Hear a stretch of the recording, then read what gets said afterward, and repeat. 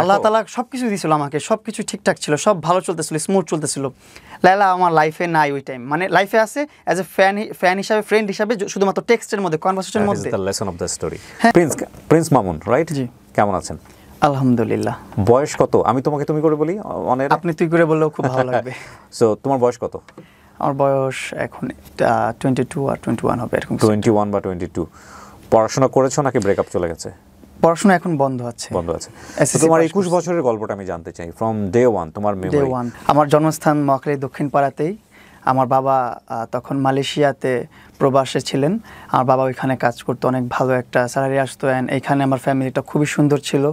আমার 2টা ভাই বোন বাকস বোন প্রতিবন্ধী, আমার মা, আমরা 4 জন ঢাকাতে থাকতাম, আর আমার আব্বু মালয়েশিয়াতে থাকতো। বাকস শ্রবণ প্রতিবন্ধী মানে তোমার চেয়ে বড় না ছোট? আমার সিনিয়র দুজনই, সবার বড় হচ্ছে আমার বড় বোন, ও কানে শুনে না, কথা বলতে পারে না।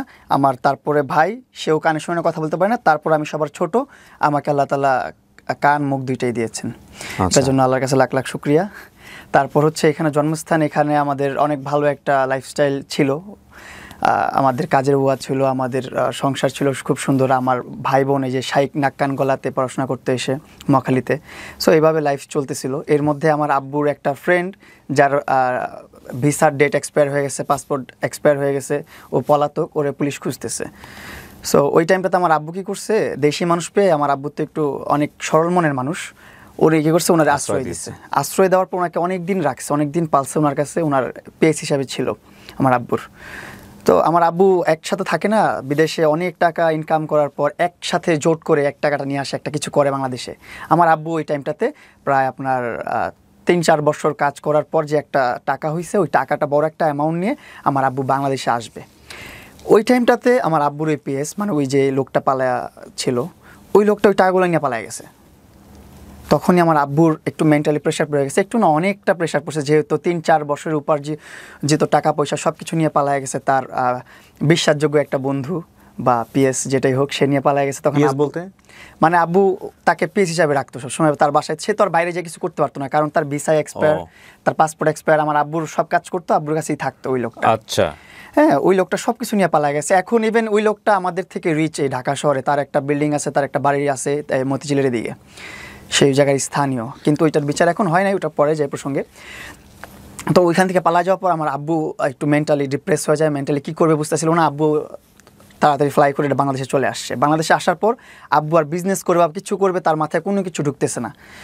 ওই টাইমটাতে ওই লোকটার পিছনে দৌড়াইতেছে যে আব্বুর টাকাগুলো কিভাবে উদ্ধার করতে পারবে। তুমি দেখেছো তোমার মেমোরিতে? আমি তখন অনেক ছোট।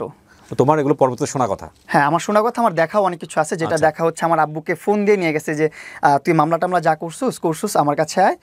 ওইখান থেকেই আমাদের ক্রাইসিস শুরু হইলো। আচ্ছা, মানে ক্রাইসিসটা শুরু হওয়াটা এখান থেকে। আমার আব্বুর টাকা পয়সা নিয়ে যখন আমার আব্বুর বিশ্বস্ত লোকটা পালায় গেছে, তখন থেকে আব্বু কোনো কাজকর্মে মন দিতে পারতেছে না, টাকাটা কীভাবে উদ্ধার করবে সেই আশায় দৌড়াদৌড়ি করতেছে।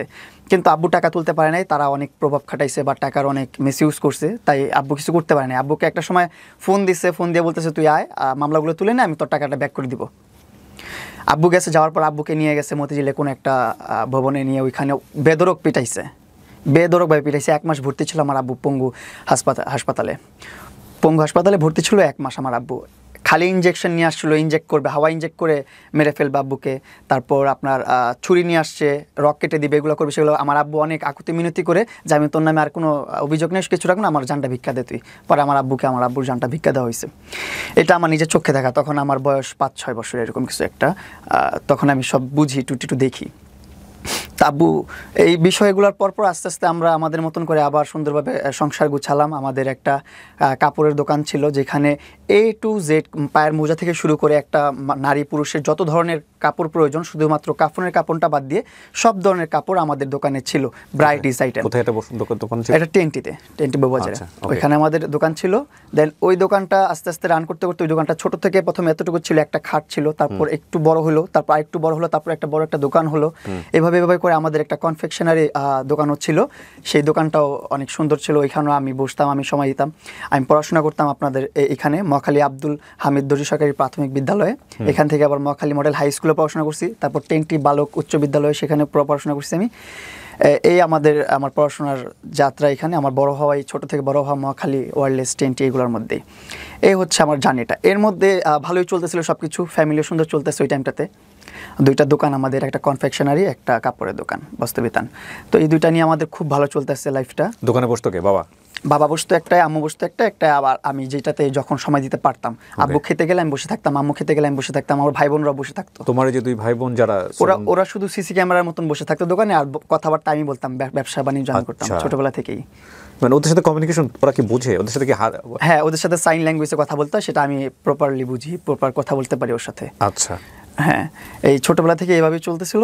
এর মধ্যে চলে আসলো আমার লাইফে তোমার বর্তমান যে অবস্থা, জি, এটা সম্পর্কে ওরা দুজন অবহিত, জানে যে তোমাকে নিয়ে কি হচ্ছে? হ্যাঁ, ওরা খুব আফসোস করতেছে, এবং ওদের সাইন ল্যাঙ্গুয়েজের, ওদের বাক ও শ্রবণ প্রতিবন্ধীর যে একটা কমিউনিটি আছে, ফুল কমিউনিটিটা আমাকে সাপোর্ট করে, সবাই জানে, দেখতেছে কি হচ্ছে। ওরা তো বোবা মানুষ, ওরা তো বাক ও শ্রবণ প্রতিবন্ধী, ওরা তো দেখে, রিয়েলটা দেখতেছে, বুঝতেছে, ওরা সব মানে অ্যানালাইজ করে বলতেছে সব, মানে ওদের পুরো কমিউনিটি ওই মহিলাটাকে ধিক্কার জানায়, পুরো কমিউনিটি। কারণ সবাই আমার ছোট থেকে স্ট্রাগল দেখছে, আমার ভাই বোনের স্ট্রাগল দেখছে, ওরা জানে যে আমার ফ্যামিলিটা কত স্ট্রাগল করে এ পর্যন্ত আসছে। তো ওই টাইমটাতে আমার জীবনে আসে টিকটক।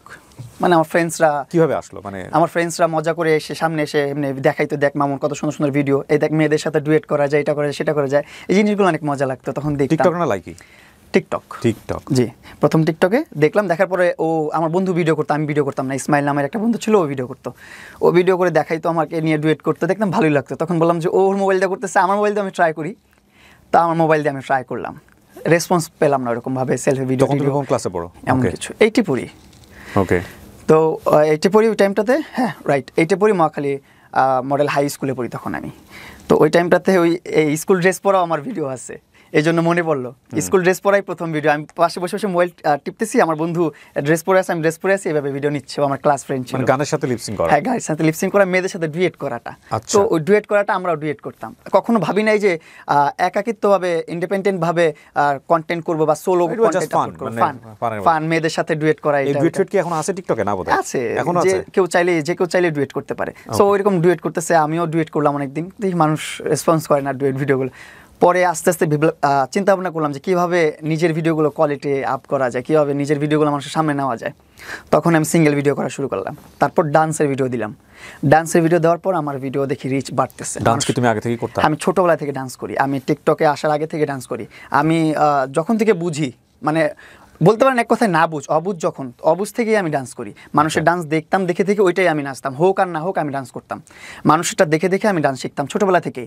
যত ভালো ভালো ডান্সের ভিডিও আছে ইউটিউবে, ওইগুলো দেখতাম বসে বসে মনোযোগ দিয়ে, হেডফোন একটা লাগায়, বাটন মোবাইল একটা ধরে দেখতাম, শিখতাম। বাসায় বসে বসে একা রিহার্সাল করতাম, একাই ডান্স শেখা হইলো। এভাবে ডান্স করতাম আমি। টিকটকের আগেও ডান্স করতাম, এইখানে যেতাম, ওইখানে যেতাম, বরিশাল যেতাম, কুমিল্লা যেতাম, প্রোগ্রাম করতে যেতাম, ডান্সের প্রোগ্রাম করতে।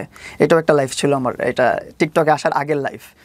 যে যে কোনো দেশের, যে কোনো গ্রামের, যে কোনো জেলায় যেতাম আমি ডান্স করতে, যে কোনো গায়ে হলুদ, বার্থডে, যে কোনো প্রোগ্রাম, ওটা যেখানে সাউন্ড বক্স থাকে, স্টেজ থাকে, সেখানে প্রোগ্রাম করতে যেতাম। এখানে 2000 টাকা, 4000 টাকা, 5000 টাকা, 10,000 টাকা এরকম কন্ট্যাক্ট করে চলে যেতাম, গ্রুপ নিয়ে, 2-3 জন বন্ধুবান্ধব নিয়ে। আমি একটা গ্রুপ ছিল, আমার একটা ডান্স স্কুলও ছিল।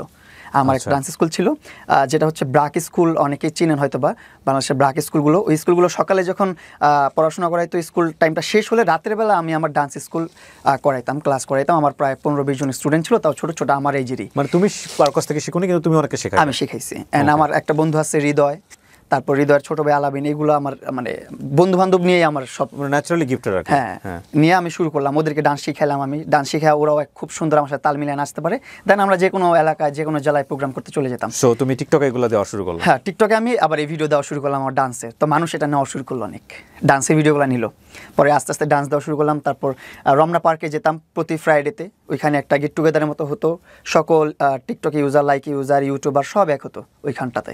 তো ওইখানে যে আমি ভিডিও করতাম, ভিডিও করার আস্তে আস্তে ওইখানে চিনলাম কি লাইকি অ্যাপ। মানুষ এসে ভিডিও করতেছে আমার সাথে, মানে তখন আমি মোটামুটি একটু পাবলিক ফিগার, মানুষ এসে আমার সাথে ভিডিও করে, সেলফি নেয়। যখন মানুষ ভিডিও করতেছে আমার সাথে, তখন আমি দেখতেছি এটা কী অ্যাপস, এটা তো টিকটক না, এটা তো আমি কখনো চিনি নাই, ড্যাশবোর্ডটা তো আমি চিনি না, এটা কী ড্যাশবোর্ড, এটা কী অ্যাপস। পরে বলতেছে ভাই এটা লাইকি অ্যাপ। বললাম ও আচ্ছা। আবার গেলাম, আবার দেখতেছি এরকম অনেক মানুষ টিকটকের চেয়ে বেশি লাইক ইউজ করতেছে। তো তখন আমি আমার লাইকিতে সুইচ করলাম, যে লাইকিতে একটা অ্যাকাউন্ট খোলা দরকার, দেখি কি হয় ওইখানে, যেহেতু টিকটকের মতোই একটা প্ল্যাটফর্ম।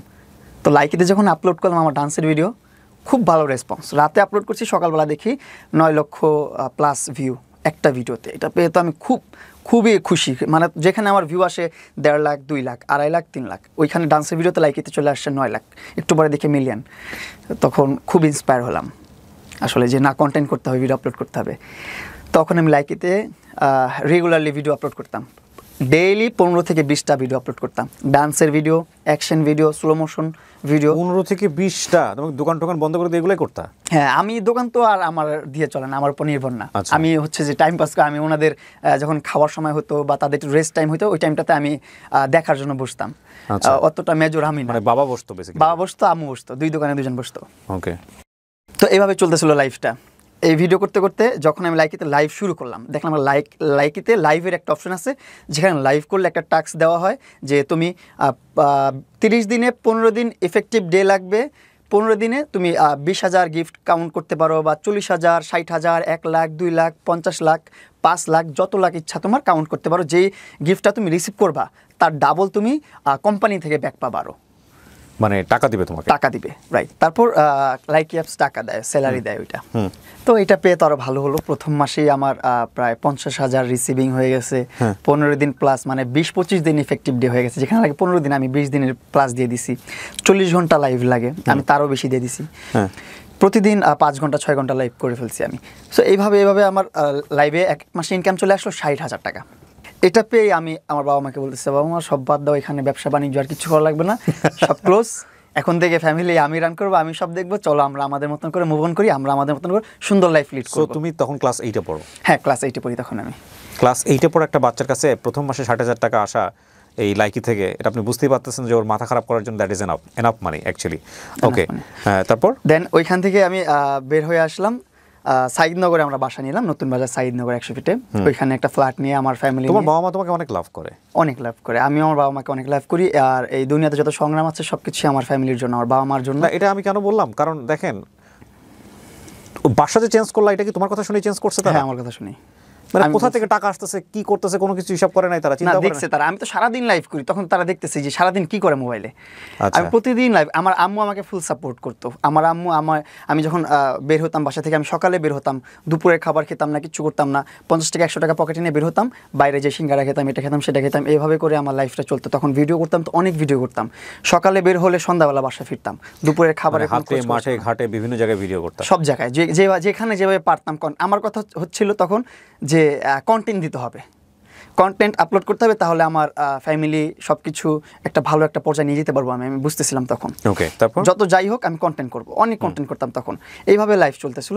বাবা মাকে নিয়ে সুইচ করে ফেললাম, সাইদনগরে ফ্ল্যাট নিলাম একটা, ওইখানে অনেক বড় সড়ো একটা প্রায় 2000 স্কোয়ার ফিটের একটা বাসা নিলাম, নিয়ে ওইখানে আমার বাবা মা নিয়ে থাকা শুরু করলাম 2018 সাল থেকে। জি। এই 2018 সাল থেকে সাইদনগরে আমার বসবাস, আমার ওইখানে ইনকাম দিয়ে আমার ফ্যামিলি রান করা শুরু করলাম। চলতেছিল সব গুড, সব কিছু ভালোভাবে কন্টেন্ট করতেছিলাম, লাইভ করতেছিলাম। কিছু মাসে ছিল আপনার 1.5 লাখ টাকা ইনকাম আসতেছে, কিছু মাসে 2 লাখ, কিছু মাসে 2.5 লাখ। আবার লাস্ট আপনার 2023 সালে আমার একটা অ্যাপ থেকে পেমেন্ট করতো, আপনার স্ন্যাক অ্যাপটার নাম। ওই অ্যাপ পেমেন্ট করতো আমাকে $5,500 এভরি মান্থ। 5,500 অ্যাপের নাম কি? Snack app. কি করে এখানে? সেম ভিডিও আপলোড করতে হয় শুধু। আচ্ছা, এটা এখন এক্সিস্ট করে? হ্যাঁ, এখন এক্সিস্ট করতেছে না, কারণ এখন আর পেমেন্ট দিচ্ছে না স্ন্যাক অ্যাপ। ওকে, তো ফেসবুকের মতো অবস্থা আর কি। আমার লাইকিতে আমি সর্বপ্রথম বাংলাদেশের 10 মিলিয়ন ফলোয়ার হিট করছি। এটার পর তুমুল আলোচনায় চলে আসি আমি শর্ট প্ল্যাটফর্মে। 10 মিলিয়ন লাইকিতে? হ্যাঁ। লাইকিতে এখন অতটা পপুলার না? এখন লাইকিতে পপুলার না, কারণ আমি যখন আমার এটা ব্যান হওয়ার পর থেকে আমি আর হয়ে গেল কেন? ব্যান হয়ে গেল মাঝখানে ওই যে কিছু কন্টেন্ট ক্রিয়েটার আছে, অপু আছে, আরও কিছু কন্টেন্ট ক্রিয়েটার আছে যাদের মারামারি হয়েছিল, দেন আরও ঝামেলা হয়েছিল, তাকে পুলিশে ধরে নিয়ে গেছে।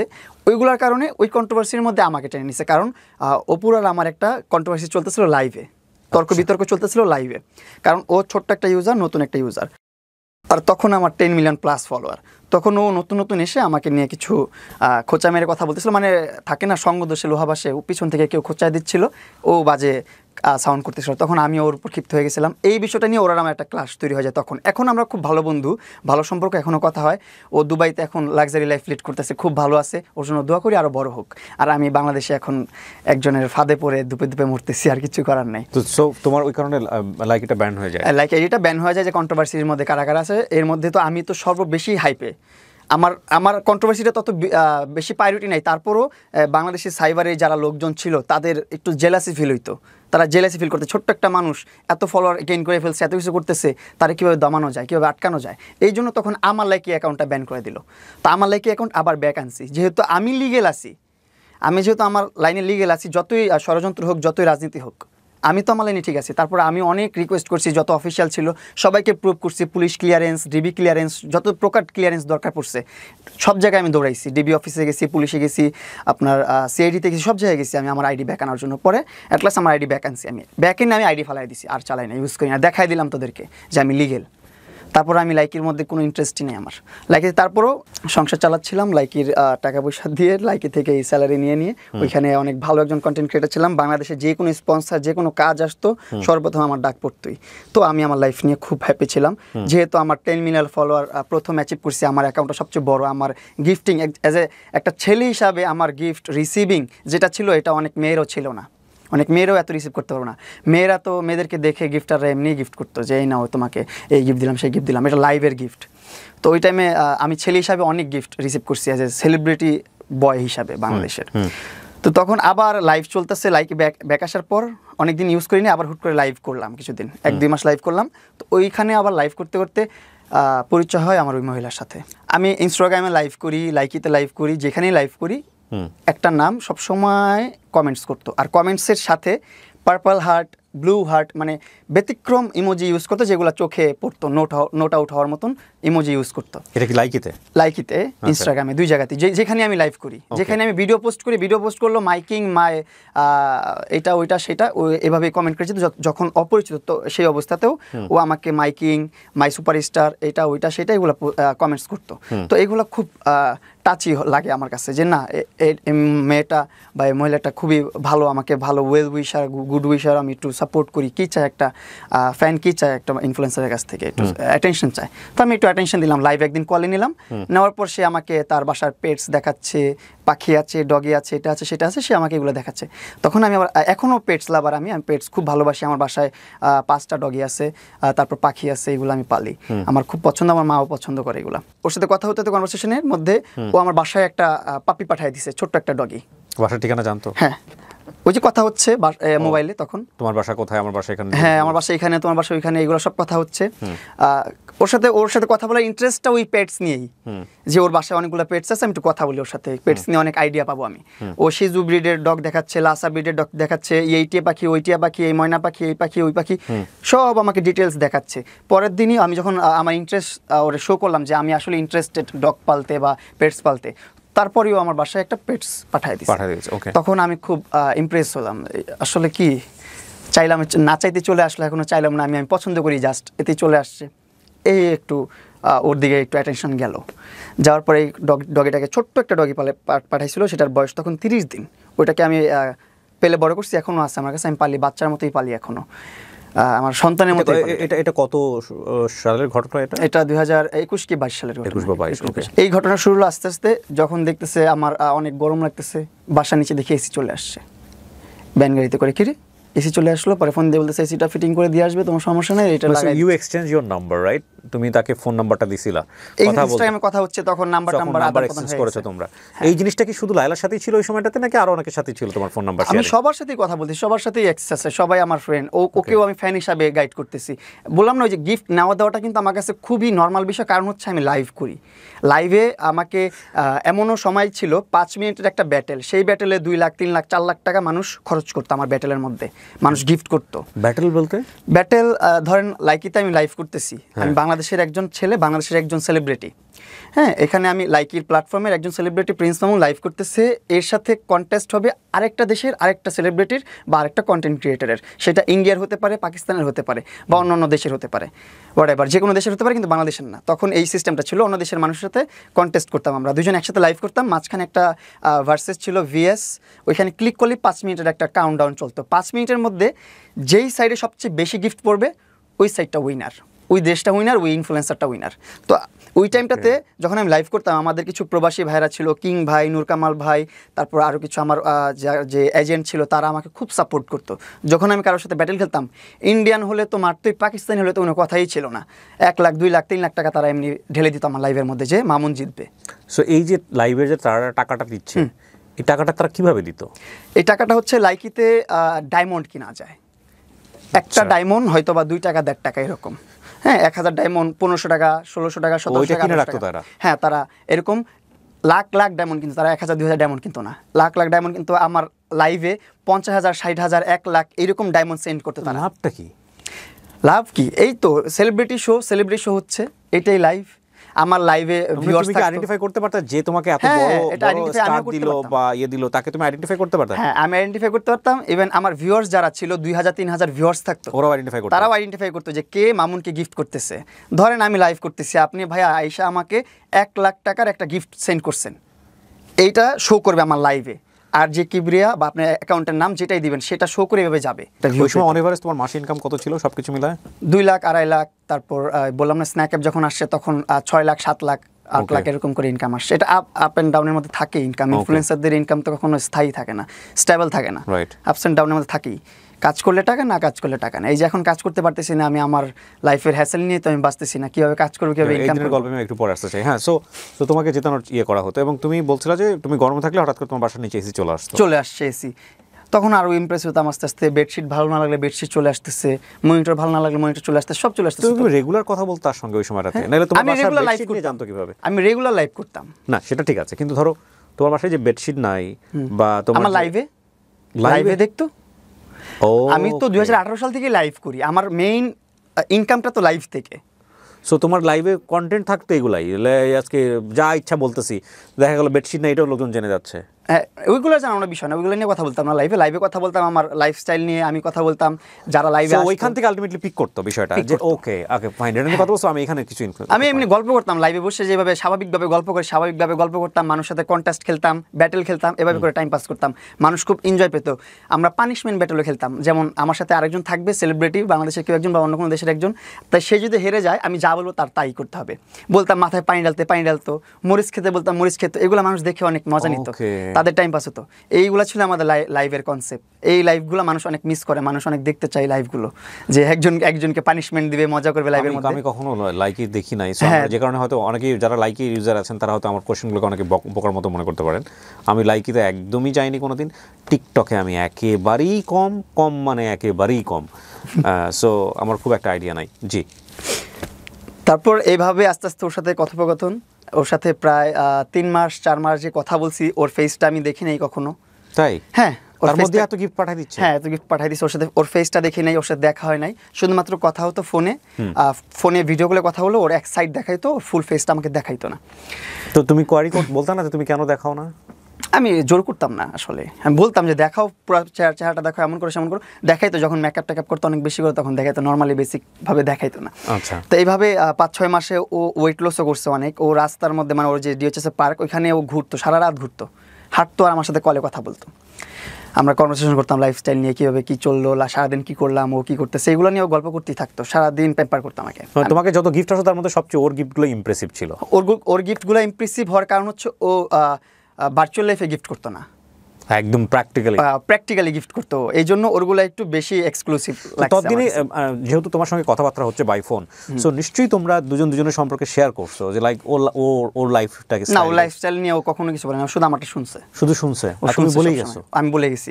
ওর লাইফ নিয়ে যখন শুনতে চাইছি, ও যেগুলো বলছে এগুলা এখন আমি যদি বলবো যে বানার কথা, সেগুলো তখন তোমাকে যেটা বলছে এটাই বলো আমাকে। হ্যাঁ, তখন আমাকে যখন আমি জানছিলাম তোমার বাসায় কে থাকে, বলতো যে আমি একাই থাকি, আমার আম্মু আছে, আমার কাজিনের বাচ্চারা আছে। আমি বললাম ও ঠিক আছে। ঘুরায় ফিরাই দেখাইতো, কাজিনের বাচ্চাদেরকে ওর দেখাইতো, ওরা আর্মি ব্যাকগ্রাউন্ডের, এতটুকু বলতো।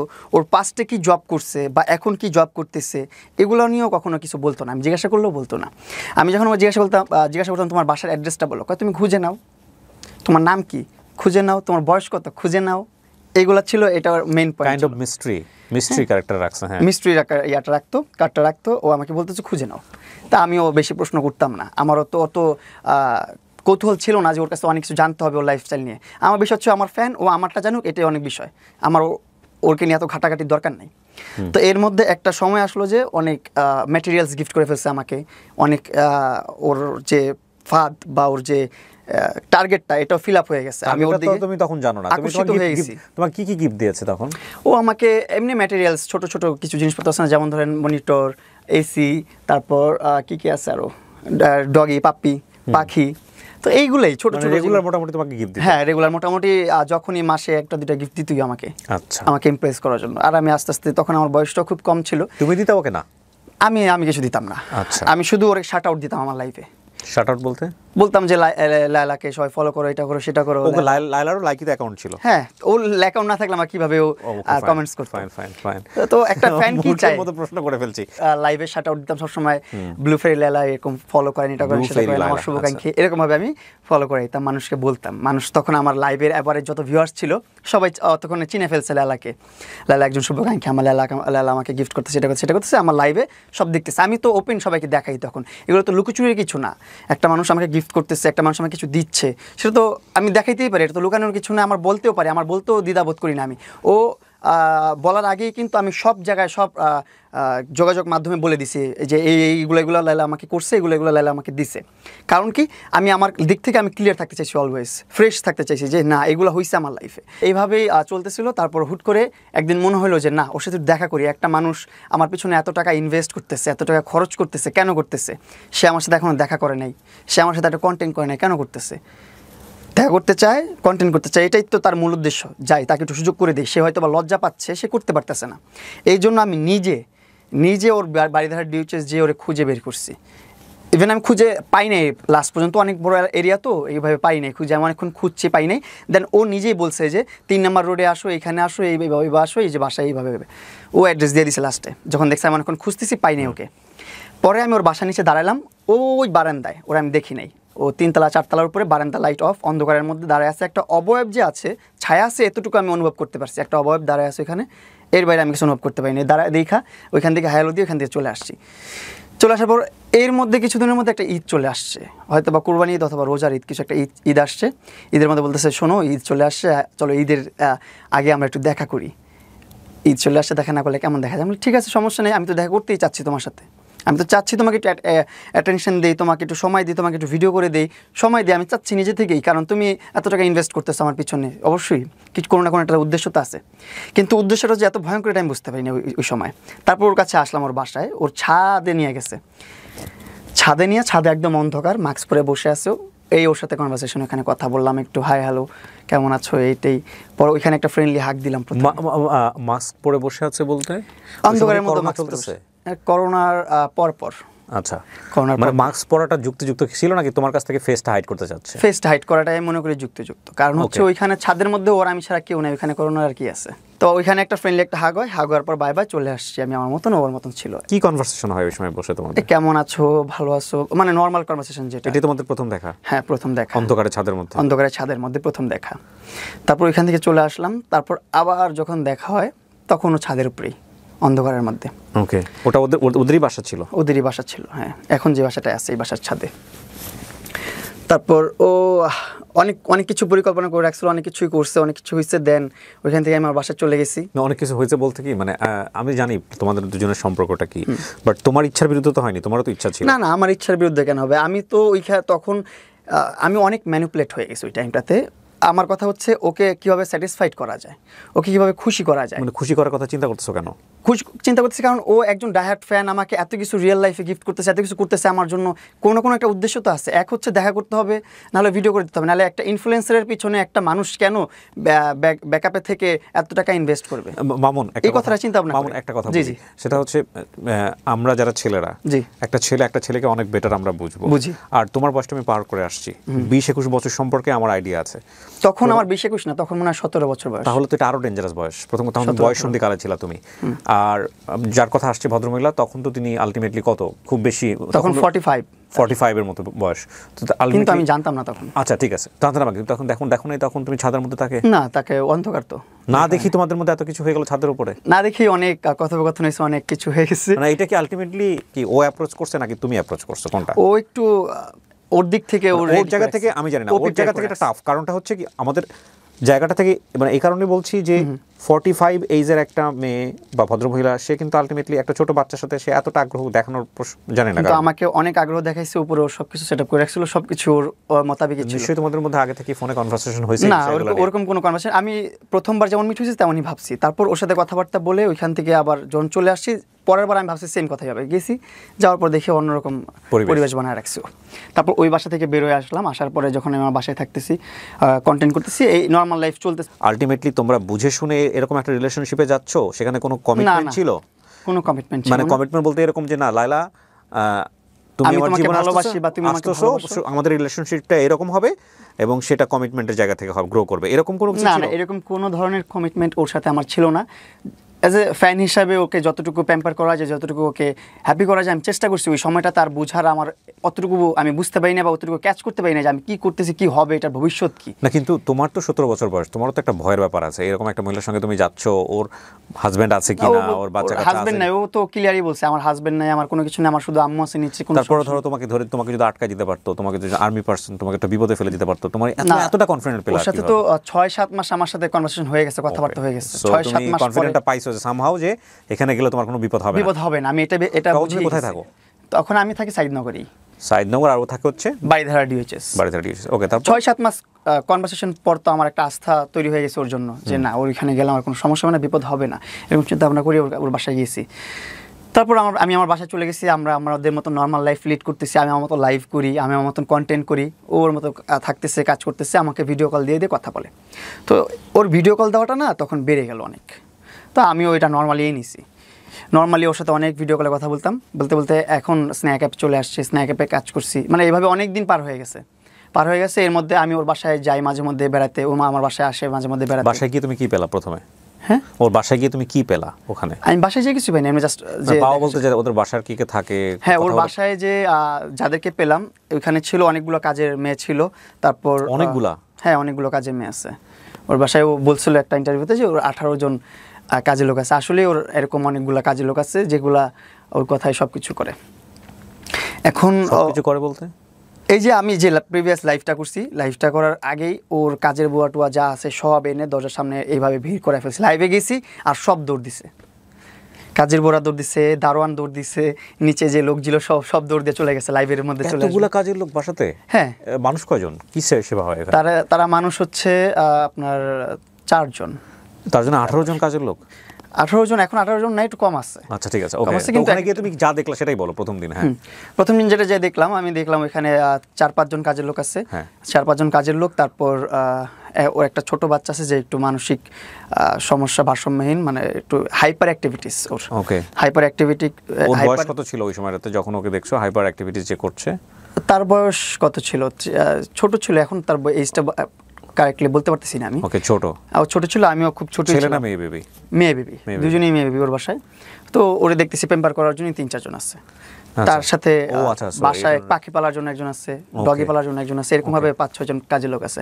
তো বাসায় যে দেখলাম ফ্যামিলি টেবিলি সব ওকে, ভালো, খুব সুন্দর। ছেলে মেয়ে কয়জন দেখলা? হ্যাঁ, ছেলে দেখিনি একজন। মেয়ে 2 জন ওনার? মেয়ে 2 জন, হ্যাঁ। আচ্ছা, বয়সে তোমার চেয়ে ছোট? বয়সে আমার থেকে 2 জনই ছোট, আর একজন আমার সমবয়সী প্রায়। ও বললো না যে এটা আমার মেয়ে, নাকি কাজিনের মেয়ে বলে দিয়েছে? ওর তখনই বলছে আমার কাজিনের মেয়ে, যে আমার কাজিন আছে, ওর যে হাজবেন্ড ছিল, ছোট হাজবেন্ড, তাকে ওর কাজিন বলছে। আমি বলছি তাহলে ওর ছোট হাজবেন্ড বলতে মানে সেকেন্ড হাজবেন্ড? হ্যাঁ, সেকেন্ড হাজবেন্ডটা কি বেশি আসা যাওয়া ছিল বাসায়, অনেক আসতো। তুমি যখন যেত তখনও আসতো? তো আমি এইভাবে প্রশ্ন করতাম যে উনি কে, কি হয় তোমার? বলছে এই হচ্ছে রাব্বু, আমার কাজিন হয়। আমি বলি তোর ওনার ওয়াইফ কোথায়? বলছে ওনার ওয়াইফ কানাডাতে। আমি কই তো উনি কি আবার অনেক খোঁচাখুচির জন্য, মানে একটু বের করার জন্য আমি এভাবেও প্রশ্ন করছি অনেকদিন পর, এভাবে যে আচ্ছা আব্বু কি আরেকটা বিয়ে করছে, জানার জন্য কিউরিওসিটি জাগছে যে একটু প্রশ্ন করি।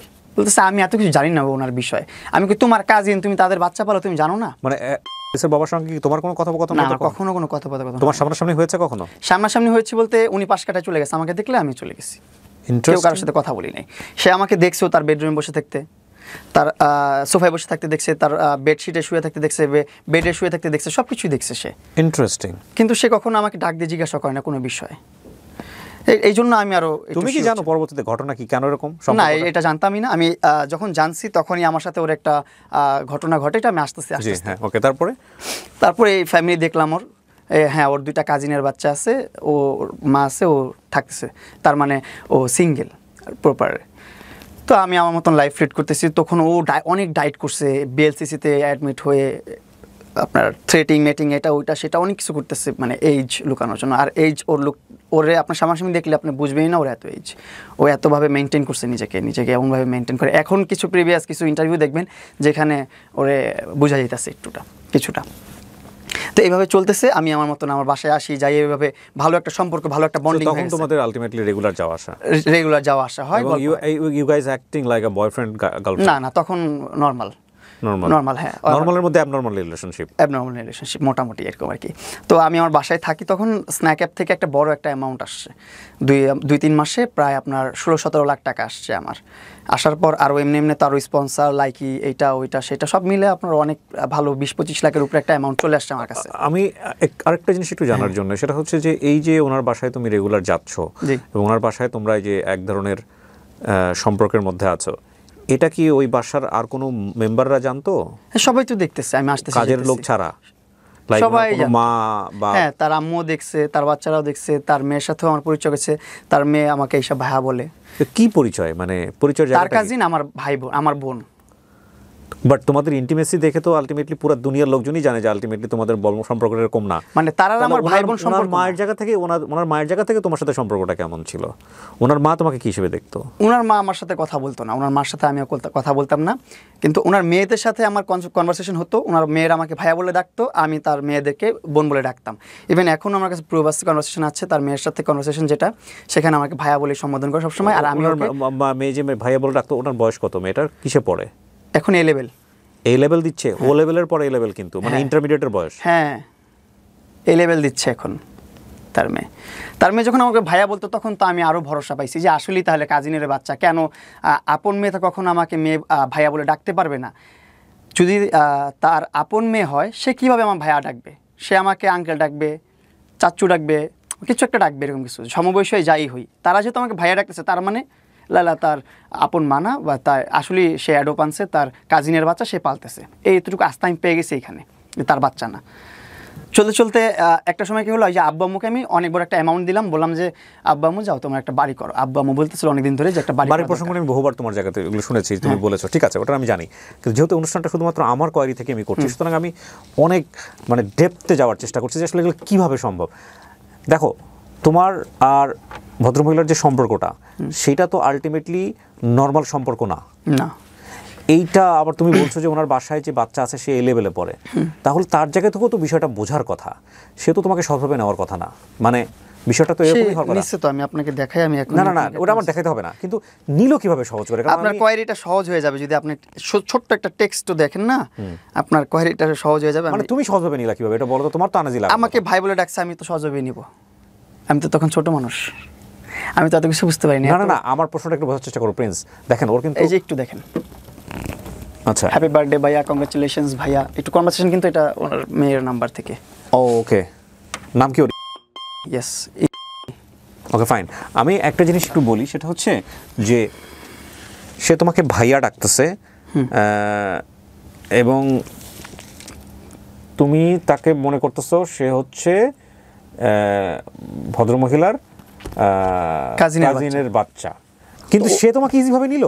হ্যাঁ, ইজিভাবে নিয়েছে। আর ওর ডিপ রিলেশনে কিন্তু এখনো যাইনি আমরা, লাইলার সাথে এখনো কোনো ধরনের সম্পর্ক। আমরা বেডে শুয়ে আছো বলে একটু আগে বলতেছিলাম, তার বিছানায় শুয়ে আছো, বাইরে এইটা সম্পর্কে এখনো যাইনি, এখানে যাইনি এখনো। মানে ওর বাসায় এমন কিছু করো নাই যেটাতে ওর বাচ্চারা তোমাকে সন্দেহ করতে পারবে? ওইভাবে যাইনি এখনো। এই যাবো ওই যে আমার আব্বু আম্মুকে গ্রামে পাঠানোর পর।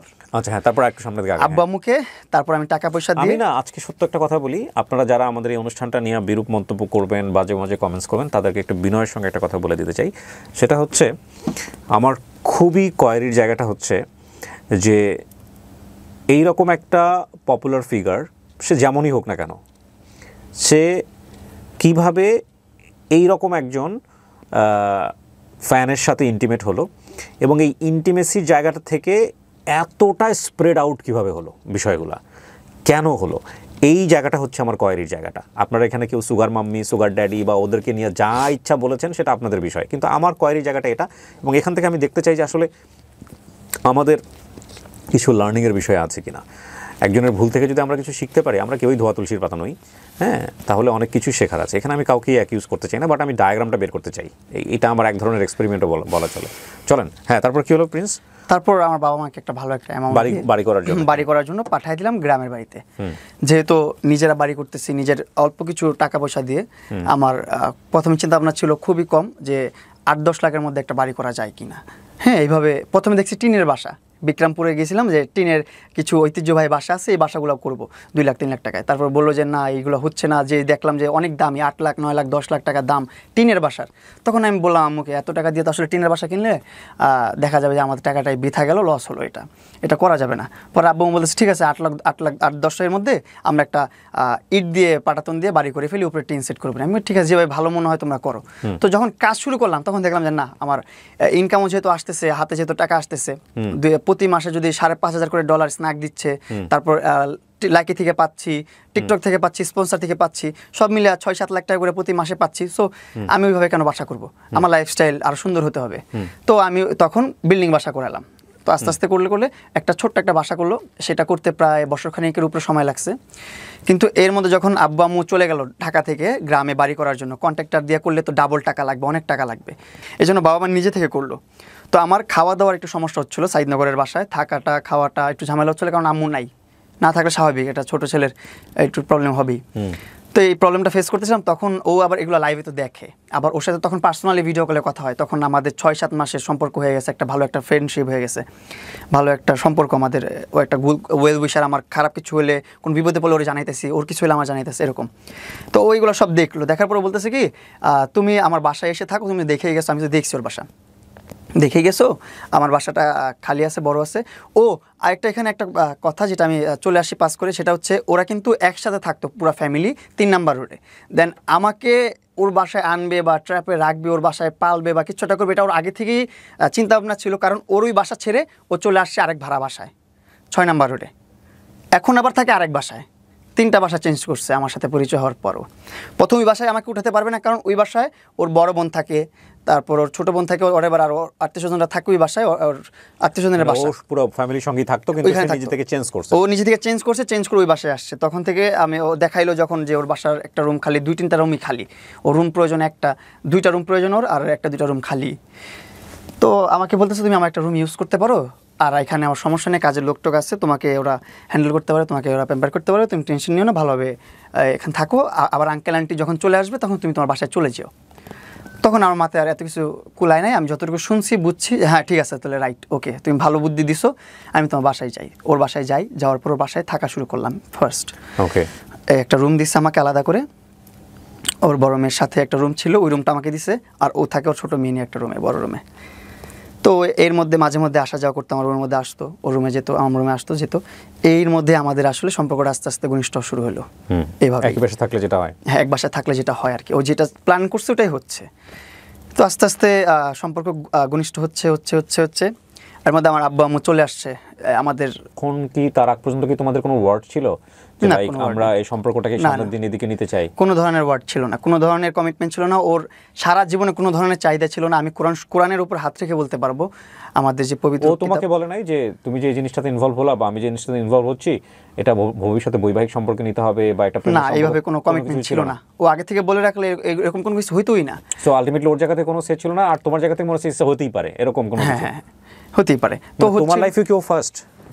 না, আমার লাইফে আমাদের ফ্রেন্ড সার্কেল, আমার তো তখন অনেক ছোট বয়স, আর আমি তখন যে কারণে জিজ্ঞেস করছি যে মানে তোমার কি, তুমি যে ধরনের আমার কাছে বিষয়টা অত বেশি এক্সক্লুসিভ না। ওকে ফাইন, আমি আসলে অনেক কিছু এখানে ভাষায় আপনাদের বুঝে নিতে হবে। কারণ কেন আমি প্রশ্নটা করছি সেটার পিছনে যুক্তি আছে। যুক্তিটা হচ্ছে 17 থেকে 18 বছরের ছেলেটার কিন্তু আলটিমেটলি এই ধরনের সম্পর্কে আইডিয়া থাকার কথা না, তার একটা ভয় থাকার কথা। প্রথম কথা হচ্ছে এইটা, ওর তো আইডিয়াই থাকার কথা না, ওর তো এই ভয়ে এই লাইনে যাওয়ার কথা না। কিন্তু সামহাও ওর কাছে যেটা মনে হয়েছে যে ইটস নট ইম্পর্টেন্ট, মানে এটা এত পাত্তা দেওয়ার মতো বিষয় না, it's not a big deal, this is a very important point. Okay, আচ্ছা, ছোট মানুষ তো তখন আর এটা বুঝতে পারিনি যে বিগ ডিল না স্মল ডিল। লায়লার সাথে তোমার যে ইন্টিমেসিটা হচ্ছে তার আগেও তোমার অন্য কারো না কারোর সঙ্গে ছিল বিষয়গুলো? নর্মাল এই বিষয়টা। ওকে, তারপরে আস্তে আস্তে এই তো আমার গ্রামের বাড়ি কাজ চলতেছে। কাজ চলার পর আম্মু যখন চলে আসলো তখন আমি আবার সাইদনগর চলে গেছি, আমার বাসায় চলে গেছি। আব্বু আম্মু চলে আসছে, আমি আমার মতো থাকি, আবার চলে গেছি। যাওয়ার পর তখন থেকে শুরু হলো ইমোশনাল ব্ল্যাকমেল। কীরকম?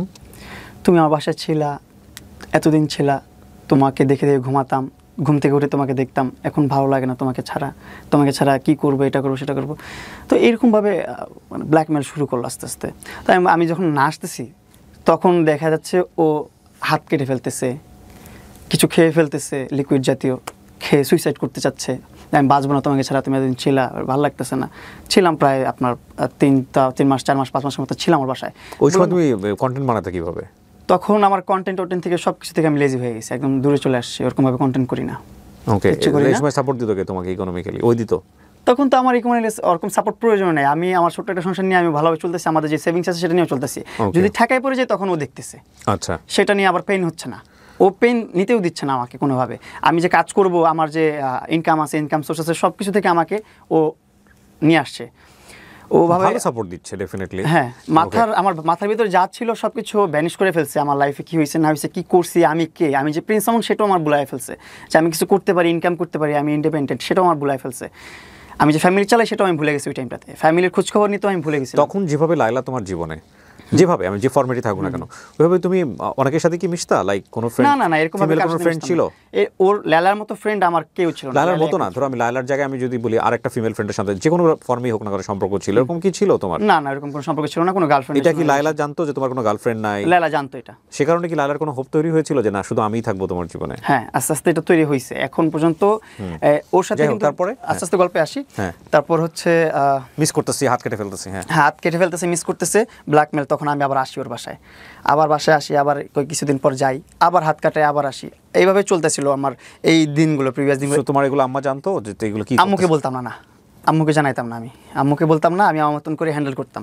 আমি তখন আবার এই ভয়টা পাইতাম, ওই যে ও বলতো আমি মরে গেলে তুমি দায়ী। ও আচ্ছা, এই ভয়টা আমি তখন কাজ করতো ওই ছোটোবেলা থেকে। তো এই আস্তে আস্তে আস্তে আস্তে লাইফটা এইভাবেই আগাচ্ছে। এর মধ্যে ওর সাথে কয়েকশো বার ওর বাসা থেকে চলে গেছি, কয়েকশো বার ও ব্ল্যাকমেল করে নিয়ে আসছে। হয়তো ইমোশনালি, ধরনটা কেমন ছিল? ওই যে ইমোশনালি, নাহলে হচ্ছে সুইসাইড করবে, ছাদ থেকে লাফ দিবে, আর ওর ছাদ তো খোলামেলা, ও লাফ দিয়ে পড়েও যেতে পারে। আমি এই ভয়গুলো পেতাম ওই টাইমটাতে। এইগুলো কখনো কি তুমি জানো না যে ওর দুইটা হাজবেন্ড? না, তখনও আমি জানি না, তখন আস্তে আস্তে যখন দেখলাম ও আসলে আমাকে এতটা ভালোবাসে, ও এমন বলছে যে আমি জীবনে রিলেশনও করি নাই, আমার আর্মি ব্যাকগ্রাউন্ড, আমার বাবা মা খুবই স্ট্রিক্ট, আমাকে একটা ছেলের সাথে বাইরে যেতে দেয় নাই, আল্লাহর কসম, এই কথাটাও বলছে। আমি কসম কেটে বলতেছি, অনেকে বিশ্বাস করবে না এই কথাগুলো, বলবে তুই এত পাকনা ছিলি, এটা জানিস নাই কেন। কসম করে বলছি, একটা মানুষ যখন একটা মানুষকে বিশ্বাস করে তখন অন্ধ হয়ে যায়। আমি বিশ্বাসে অন্ধ হয়ে গেছিলাম। ঠিক আছে, কিন্তু 40-45 বছর বয়স একটা মানুষের, তার যে 40-45 বছর বয়স সেটাও আমি জানি না। আমি গেস করছি সর্বোচ্চ গেলে ওর বয়স 30 হবে, এর বেশি যাবেই না। তো ও কি তোমাকে কুমারী হিসেবে পরিচয় দিচ্ছে, লাইক বিয়ে শাদী হয়নি এরকম পরিচয় দিচ্ছে? সে এই পরিচয় দিচ্ছে যে আমি জীবনে একটা ছেলের হাতও ধরি নাই, আমি রিলেশন করি নাই, একটা ছেলের সাথে হাঁটিও নাই, আমার ফ্যামিলি খুব স্ট্রিক্ট, আমি ক্যান্টনমেন্ট এরিয়াতে বড় হয়েছি, এইটা ওইটা সেটাই বলছি। 30 বছর বয়স তো আমার বিয়ে শাদী হয়নি, তুমি জিজ্ঞেস করো নাই কখনো? করে নাই, বলছে আমি করতে চাই না বিয়ে, আমার এগুলো কোনো ইন্টারেস্ট নেই, আমি যাইনি কখনো, এইভাবে বলছো। ইন্টারেস্টিং। হ্যাঁ, এগুলা বলছেও। এটা যদি আমাকে কোনো জায়গায় হাত থেকেও বলতে বলে সেটাও আমি বলতে পারবো, আমার কোনো দ্বিধাবোধ নেই, আমি বলতে পারবো সত্য কথা। তারপরে আস্তে আস্তে ওর প্রতি আমার একটু সফট কর্নার কাজ করা শুরু করলো আস্তে আস্তে, যে ও এত প্যাম্পার করে, এত মানে একটা সন্তানের মতো পালে আমাকে, একটা বাচ্চাকে যেভাবে পালে, একটা একটু শরীরটা গরম হয়ে গেলে একটা নাপা খেতে হবে না কি খেতে হবে সেটা পর্যন্ত ও প্রোভাইড করতেছে আমাকে ঘরে বসে। গ্যাস হচ্ছে কি, গ্যাসের ওষুধ খাবো, কোনটা খাবো, কত এমজি খাবো, সেটাও ও প্রোভাইড করতেছে ঘরে বসে, সব কিছু ঘরে বসে আমার করতেছে, কোনো কিছুর জন্য আমার পেন নিতে হচ্ছে না। এই আমাকে বলতেছে তোমাকে আমি পালি কিছুদিন, এইভাবেও বলছে কিছু মাঝে মধ্যে মজার ছলে বা কোনো কথার ছলে, তোমাকে আমি পালতে থাকি, তোমার যখন মন চাবে তুমি চলে যাও, আমার সাথে তোমার বিয়ে করতে হবে, কিছু করতে হবে, তোমার এরকম কোনো দায়বদ্ধতা নেই, তোমার কোনো কমিটমেন্ট নেই, এভাবে বলছেও। এই কথাগুলো বলছে, এগুলা আমি কি এর কসম করে বলবো আমি বলতে পারি না, যে কসম কাটা ভালো না। তারপর কসম কাটতেছে কারণ মানুষকে এমনভাবে ম্যানিপুলেট করতেছে লায়লা, এমনভাবে পোস্ট করতেছে ভিডিও, এখন দেখা যাচ্ছে আমি প্রতারণার শিকার প্লাস আমি প্রতারক হয়ে যাচ্ছি, এরকমভাবে আমাকে প্রেজেন্ট করতেছে। তারপরে ওর সাথে থাকা শুরু করলাম, আস্তে আস্তে এমনও ফিল করতেছিলাম যে না আসলে আমাকে খুব ভালোবাসে, ও জীবনে কারো কাছে যায় নাই, বুঝেন না, ওর এক্স হাজব্যান্ডও আমার সাথে কথা বলে না, ওর বাচ্চারাও এসে আমার সাথে কোনো ডিটেলস শেয়ার করে না, ওর ফ্যামিলির কেউ কোনোভাবে আমার কাছে কোনো একটা সিঙ্গেল ওয়ার্ডও আমার কাছে শেয়ার করে না লায়লার পাস্ট নিয়ে বা ওর কোনো কিছু নিয়ে। আমি কোনো কিছু জানতাম না, সব কিছু থেকে পিছনে ছিলাম আমি ওর ঘাটিও নেই ওগুলো নিয়ে। তো এইভাবে আস্তে আস্তে রিলেশন শুরু হলো, আমি আস্তে আস্তে উইক হইলাম ওর প্রতি, না ওর সময় দেওয়া শুরু করলাম, যে এক সময় ভাবলাম যে ঠিক আছে যাক সমস্যা নেই, ওর সাথে সংসার করা যায়, আমার সংসারের কথা চিন্তা করে ফেলছি আমি, ভাবছি আমি। ও কিন্তু কখনো আমায় বলে না তোমার বিয়ে করতে হবে, এটা করতে সেটা করতে। আমি নিজ থেকে বলছি ঠিক আছে তুমি আমাকে পেম্পার করে এটা করো সেটা করতেছো, সব কিছু করতেছো, আমার লাইফস্টাইল গুছাচ্ছ। ও আমাকে এভাবে বলতো যে দেখো তোমার এটা করছি সেটা করছি, তোমার লাইফে এটা হবে সেটা হবে, এইভাবে মানে আমাকে খেলতো আমার মাথা নিয়ে, ব্রেন জুলে। আমি তখন ব্রেন ওয়াশ করে ফেলতাম আমার এক কথায়। তো আমি বলতাম ঠিক আছে আমার লাইফটা তাহলে খুব সুন্দরভাবে চলতেছে, কে না চায় একটা সুন্দর একটা লাইফ লিড করতে, সুন্দর একটা জীবন যাপন করতে। আমিও হয়তো বা তখন এই চিন্তা ভাবনা করি না যে মামুন নিজে ইনকাম করলে নিজে একটা লাক্সারিয়াস লাইফ লিড করতে পারবি তুই নিজে, এইটা আমি তখন চিন্তা ভাবনা করতে পারি না। আমার মাথায় অতটুকু কুলায় নাই যে আমি নিজে চিন্তা করব যে হ্যাঁ মামুন তুই 2 লাখ 3 লাখ 4 লাখ 5 লাখ 7 লাখ টাকা 8 লাখ টাকা, এমন সময় গেছে 9 লাখ 10 লাখ টাকাও ইনকাম করছি আমি। তখন লেলার সাথে কন্টেন্ট করি না আমি, লেলা তখন কন্টেন্ট ক্রিয়েটার না। লেলাকে কন্টেন্ট ক্রিয়েটার বানাইছি ওর সাথে পরিচয় হওয়ার 1-1.5 বছর পর। ওর কন্টেন্টে নিয়ে আসছি, ওর এখন মিলিয়ন মিলিয়ন ফলোয়ার এক এক প্ল্যাটফর্মে। ফেসবুকে 1.2 মিলিয়ন ফলোয়ার, লাইকিতে 4 মিলিয়ন ফলোয়ার, টিকটকে 4 মিলিয়ন ফলোয়ার, এরকম ফলোয়ার অনেক জায়গায় অনেক ফলোয়ার। যাই হোক, ইনস্টাগ্রামে 2-3 লাখ ফলোয়ার, ভালো ভালো ইনফ্লুয়েন্সার হয়ে গেছে ও এখন এসে হয়েছে ওর, কিন্তু তখন বানাই নাই আমি। তখন আমি দেখছি তুমি তাকে বললা যে ঠিক আছে না বিয়ে শাদী করা যায়, মানে তুমি চিন্তা করলে? আমি চিন্তা করলাম যে হ্যাঁ করা যায়, মেয়েটা এতটা লয়াল আমার প্রতি, এতটা ভালোবাসে আমাকে। আর আমি তখন ফ্যামিলি জানাইছো তুমি? তখন না, ফ্যামিলিকে জানাই না। তখন আমি জানি যে ও সিঙ্গেল, জীবনে একটা ছেলের হাতও ধরে না, এতটুকু জানি আমি। তো আস্তে আস্তে এভাবে চলছে, আগাচ্ছে। কিন্তু দিন শেষে আমি যখন দেখলাম না, প্রমাণ হয়েছে আপনার 2023 সালে যে ওর সাথে একটা মারামারির ঘটনা হয়েছে আমার, তুমি গায়ে হাত তুলছিলা? আমি গায়ে হাত তুলছি, কিন্তু আমি গায়ে হাত তোলার আগেও আমার গায়ে হাত তুলছে, সেটা আর প্রকাশ করে নাই কেউ, সেটা ও প্রকাশ করে নাই। একটা ছেলে কম ক্ষোভে কি হাত নাড়ে, কম ক্ষোভে কি লাইভে আসে?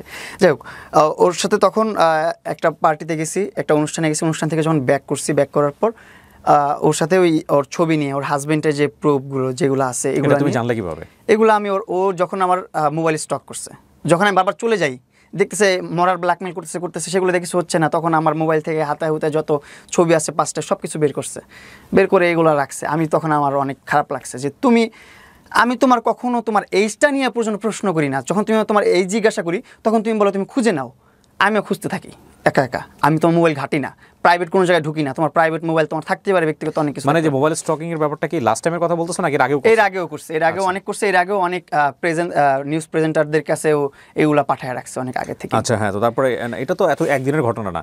প্রথম যেটা হলো যে তোমাদেরকে আমরা সামাজিক যোগাযোগ মাধ্যমে চেনা শুরু করলাম, দুজন একসাথে মুভ করা, তারপরে ওর সাথে যখন মনে করলাম যে না থাকা যায়, তারপর আস্তে আস্তে বিয়ে শাদী করব, তখন ওরে কন্টেন্ট করে দেওয়া শুরু করলাম। ওরে কন্টেন্ট করে দিয়ে যে ভাবলাম ওর একটু প্রতিষ্ঠিত করে দিই অনলাইনে, ও আর আমি মিলে একসাথে কিছু একটা করবো অনলাইনে, ভালো কিছু করব, ভালো কিছু দেখানো যাবে, ভালো আর্নিংও করা যাবে সোশ্যাল মিডিয়া। তোমার মাথায় আসা উচিত না? তোমার বয়স 17, ওর বয়স 30, তোমাদের ডিফারেন্স হচ্ছে 13 বছরের বেশি সময়। অন্ধ হয়ে গেছে আমি তখন। 13 বছর না, আমার বয়স প্রায় না 30 তুমি জানো, 30 তুমি জানো, যে কারণে তোমার জানার জায়গা থেকে আমি প্রশ্নটা 13 বছরটা আমার কাছে খুব নরমাল লাগছে। 10-13 বছর এগুলো থাকে। বাংলাদেশের সোসাইটি কিন্তু একটা বিশাল রকমের চ্যালেঞ্জ ফেস করতে হবে। তোমার এটা মাথায় আসে না যে এই একটা ভদ্রমহিলাকে নিয়ে আমি মুভ করব? প্রথমে কিন্তু আমি এগুলো চিন্তা ভাবনা করি না যে ওর সাথে আমি একটা রিলেশনে যাব বা ওর সাথে একটা ভবিষ্যৎ পরিকল্পনা করবে, এরকম কোনো চিন্তা ভাবনা আমার। তোমার তার আচরণ দেখে ভালো ছিল, হ্যাঁ, মনে হচ্ছে সে আমাকে ম্যানিপুলেট করে ফেলছে, তার সাথে চলার জন্য, তার সাথে থাকার জন্য, তার সাথে সংসার বাঁধার জন্য সে অলরেডি করে ফেলছে। ম্যানিপুলেট কেন বলতেছো? সে তো তোমাকে এখনো ভালোবাসে, তোমার জন্য সে ভয়ঙ্কর লেভেলের ক্রেজি। এটা ভালোবাসা। ম্যাড লাভ বলে একটা ছবি আছে, তুমি যদি এখন ম্যাচিউর হইছো দেখে নিও সময় পেলে। ম্যাড লাভ বা ম্যাড জোয়ান, সম্ভবত ইটালিয়ান ভাষায়, মানে বিভিন্ন রকমের ভালোবাসা। জেল খাটানো তো নর্মাল বিষয়, মেরে পর্যন্ত ফেলে, তুমি জানো। লাভের বিভিন্ন ফর্ম আছে, হয়তো তুমি জানো না। যাই হোক, শোনো, তোমার জন্য যদি সে ক্রেজি না হইতো তাহলে সে এত কিছু করতো না। প্রথম কথা হচ্ছে এটা আমি আমার জায়গা থেকে যেটা বুঝি। হ্যাঁ, আমার বোঝা ভুল থাকতে পারে, এখন তুমি অ্যাকসেপ্ট করতে পারছো না, সেটা তুমি তোমার দুজনের সিঙ্ক হচ্ছে না। তুমি জায়গা থেকে তুমি প্রশ্ন করতে পারো যে না, ভালোবাসাটা কেন এরকম হবে? আমি যাকে ভালোবাসবো তাকে আমি কেন হিট করব? আমি যাকে ভালোবাসবো কেন আমি তাকে কেন বিপদে ফেলবো? ভালোবাসে বলেই মানুষ এটা করতে পারে অনেক সময়। আমার ভালোবাসার ধরনটা অন্যরকম, আমি আমার ভালোবাসার ধরন হয়তো বা অন্যরকম হয়ে গেছে, ম্যাচ করছে না, ইন্টারেস্টের জায়গা ডিফারেন্ট হয়ে গেছে, that's a different thing. But আমার ভালোবাসার জায়গাটা হচ্ছে কি ভাই, আমি আমার ভালোবাসার মানুষের জন্য দুনিয়াটা উল্টে দিতে পারবো, আমি দুনিয়া ধ্বংস করে দিতে পারবো, কিন্তু আমার ভালোবাসার মানুষের একটা চুলের ফুটা লাগতে দেবো না, চুল উঠতে দেবো না আমি আমার ভালোবাসার মানুষ, যতক্ষণ পর্যন্ত সেটা প্লিজেন্ট সম্পর্ক থাকে, শান্তিদায়ক সম্পর্ক। আমার সাথে যদি আমার পার্টনার সুখী না হয়, সে যদি আমাকে না চায়, তুমি দেখো এটা তাকে আমি জোর করে রাখবো কেন? তুমি পয়েন্টে স্টিক থাকতে পারবে না। কেন পারবে না? তুমি একটু আগে বলছো লায়লাকে তুমি বিয়ের কথা চিন্তা করছো। হ্যাঁ, করছি তো। বিয়ের কথা কখন একটা মানুষকে চিন্তা করো? যখন তুমি তাকে লাভ করো। সেই লায়লাকে কি তুমি এখন লাভ করো? এখন করি না। এটা আস্তে আস্তে স্টেপ বাই স্টেপ আসতে থাকলে আচ্ছা আসুক চলো, হ্যাঁ তারপরে আসতে থাকলে আপনি বুঝতে পারবেন যে কতটা তিক্ততার কারণে আমি তাকে ঘৃণা করি এখন, কতটা তিক্ততার কারণে ভালোবাসার জায়গাটা নষ্ট হয়ে তখনও গেছে। তুমি জানো না যে আলটিমেটলি সে হচ্ছে তার আর দুটো বিয়ে ছিল, তো তুমি এটা জানলা কিভাবে আমাকে এটা বলো। হ্যাঁ এটা জানলাম আমি ওই যখন আমার মোবাইল স্টকিং করলো তখন আমি ওর মোবাইল একদিন স্টকিং শুরু করলাম, ওর গুগল ফটোস টটোস সব নামায়া ওর জিমেল দিয়ে সব খুঁজলাম, বের করে দেখলাম সব কিছু আমার যত প্রকার ওর সাথে ব্যক্তিগত মোমেন্ট আছে সেগুলোর ভিডিও রাখছে, ছবিও রাখছে। তারপর ওইখানে ব্যক্তিগত মোমেন্টের ভিডিওগুলো করতো কে? ওই করতো, আমি তো ঘুমায় থাকতাম, ইয়া করে থাকতাম, এগুলো পোস্টও করছে ফেসবুকে। আরও অনেক কিছু আছে যেগুলো এখনও পোস্ট করে না, হুমকির মুখে আসি যে পোস্ট করতে পারে যে কোনো সময়। তারপর ওইখানে ওর হাজব্যান্ডের এনআইডি কার্ড, ওর এনআইডি কার্ড, হাজব্যান্ডের সাথে কাগজ, ওর কাগজ সব কিছু আমি ওই ফাইলের মধ্যে পাই, ফোল্ডারের মধ্যে আমার কাছে আছে, আমি আপনাকে দেখাবো। সো তুমি এগুলো নিয়ে নিয়েছো? আমি এগুলো নিয়ে নিচ্ছি ট্রান্সফার করে, যেহেতু আমারটা স্টকিং করছে আমিও স্টকিং করে ফেলছি। করার পর আমি পাওয়ার পর থেকে তো আমার মনে মানে ভিতরে ভেঙে চুরে গেছে একদম, সব কিছু তছনছ হয়ে গেছে। আমি এতদিন ধরে কি বোকার স্বর্গে বসবাস করলাম, কি বুঝাইলো আমারে, কি বুঝা চললাম আমি। যে বলছে একটা পুরুষের হাত ধরে নেয় সে দুইটা সংসার করে ফেলছে, আবার দুইটা সংসারে দুইটা বাবু আছে, দুইটা বাবু কি আকাশ থেকে পড়ছে তার সাথে যদি সংসার না করে? সে জিজ্ঞেস করলাম না বিষয়টা নিয়ে, সেগুলো আমি তখন আর জিজ্ঞাসা করি নাই, যেহেতু আমি গোপনে দেখছি, গোপনে রাখছি মোবাইল ছবিগুলো। তো এই মোমেন্টে আমি যখন ওর সাথে একটা কথা তর্ক বিতর্কের মধ্যে গাড়ির মধ্যে আমি একটা অনুষ্ঠানে গেছিলাম, অনুষ্ঠানে যে সেখানে আমরা হালকা পাতলা একটু পার্টি করছি, ও পার্টি করছে, আমি পার্টি করছি, সবাই মিলে জিলে অনেক কিছু খাওয়া দাওয়া করে ওইখান থেকে বাসায় ব্যাক করছি। ব্যাক করার পর আমি বলছি বাসায় চলে যাও, আমি একটু বাসায় পরে আসতেছি। আমার একটা ভাই ফোন দিছে যেখানে আমি একটু যা মিট করবো, আড্ডা মারবো, গল্প করবো, তারপর আমি আসতেছি, একটা একাকিত্ব সময় কাটায় আসি, কারণ এমনিতে ভালো লাগতেছে, মনের অবস্থাও ভালো না। তো ওই টাইমটাতে ও বলতেছে তুমি যাইতে পারবো না এখন আমার এখান থেকে সরে, আমাকে নিয়ে তোমাকে যেতে হবে। আমি তোমাকে নিয়ে আমি যাবো না ওইখানে, আমার ওটা ব্যক্তিগত সময়, আমি ওখানে টাইম পাস করবো, এখানে আমার সময়টা কাটাবো, এখানে আমি তোমাকে নিয়ে যাবো না। আমি বলতেছে না তুমি যেতে পারবো না, তুমি কোন মেয়ের সাথে যাবে, এটা করবা সেটা করবা। আমি তখনই ওই প্রসঙ্গে আমি ওর হাজব্যান্ড টান দিছি, হাজব্যান্ডের কথা নিয়ে রাখছি। ওকে আমি মেয়ে নিয়ে যাবো না কি নিয়ে যাবে, এত টেনশন করতেছো তুমি যে দুইটা সংসার করে আসছো, এগুলো সেগুলো কে বলো। তখনই ওর মাথা টাস করে বাড়ি খেয়ে গেলো, কি করবে ও, তখনই ও পাগল হয়ে গেছে। ওই টাইমটাতেই আমার একটা চড় মেরা দিল, যে কী বলিস এইসব, আমার ওর প্রুফ দেখাই নাই, প্রুফটা বাইর করছি, এর মধ্যে চড় মেরা দিছে, এই তো চড় মাইরা চুল টান দিছে, আমার মাথা নষ্ট হয়ে গেছে। আর ওর ফেসে মাল্টি সার্জারি করা, অনেক প্রকারের সার্জারি করছে, অনেক প্রকারের ট্রিটমেন্ট নিচ্ছে ওর ফেসে, থ্রেটিং, বুটক্স, এইটা ওইটা সেইটা। তো ওর মুখে ও যেভাবে চড় মারছে আমাকে, আমিও সেম চড়টাই মারছি ওকে। তো ওর মুখে রক্ত জমাট হয়ে গেছে, আমার মুখে রক্ত জমাট হয় না, কিন্তু আমার মুখে এগুলো নোকে দাগ পড়ে গেছিলো এইসব জায়গা দিয়ে, যে খামচি পড়ছে, থাপড়াইছে আমারে, থাপ্পড় দিচ্ছে, চুল ধরে টান দিচ্ছে, এগুলো দাগ পড়ে গেছিলো। তারপরে ওই বাসা থেকে বের হয়ে চলে আসছি, আমি মারামারি হলো, ওর বাসা থেকে চলে আসছি। পরের দিন অ্যাটেম্পট টু মার্ডার মামলা দিছে আমাকে। পরের দিন? কত সালে এটা? ওই 23 সালে। ওই যে আমি এখন তো বুঝে গেছে, এখন আর মামুনকে আটকা রাখা যাবে না, কারণ মামুনের কাছে সব রিভিল হয়ে গেছে। মামুন সব মামলা তো ওই দিনই দিল কি তোমার নামে? হ্যাঁ ওই দিনই দিল। ওই দিন তো লাইভ করলো, আমরা যতদূর জানি এটা লাইভ করেই মামলা করছে, লাইভ করেই সাথে সাথে ক্যান্টনমেন্ট থানায় চলে গেছে, মামলা করে ফেলছে। ক্যান্টনমেন্ট থানা মানে কোন ডিবি হারুনের সহায়তা ওই সময় নিছে না? হ্যাঁ ওই সময় থেকে ওই সময় ডিবি হারুনের সহায়তা নেয় না, কিন্তু ডিবি হারুনের সহায়তা নিয়েছে যে আমি লাস্ট জেলে গেলাম ওই টাইমটা, ওই সময়টাতে। আচ্ছা ফাইন, তো তাহলে তার মামলা হয় প্রথম 2023 সালে। 23 সালে অ্যাটেম্পট টু মার্ডার মামলা। অ্যাটেম্পট টু মার্ডার মামলা। ওকে, এটা তুমি জানো কিভাবে? এটা জানতে পারি আমার ক্যান্টনমেন্টের ওইদিকে আমাকে পুলিশরা আটকাইছে। আটকানোর পর আমি বলতেছে আপনার নামে তো মামলা হয়ে গেছে, আপনাকে তো যে কোনো মুহূর্তে ধরবে, হ্যাঁ আপনি যেভাবে পারেন এটা কনসাল্ট করেন, সলভ করেন, পুলিশ বলতেছে আমাকে। সেটা একটা এমনিতে একটা ডিউটি ছাড়া বা ডিউটিতে রাস্তার মধ্যে দেখা হয়েছে, একজন ফ্যান পুলিশ বলতে পারেন, যে আমার ভিডিও দেখে।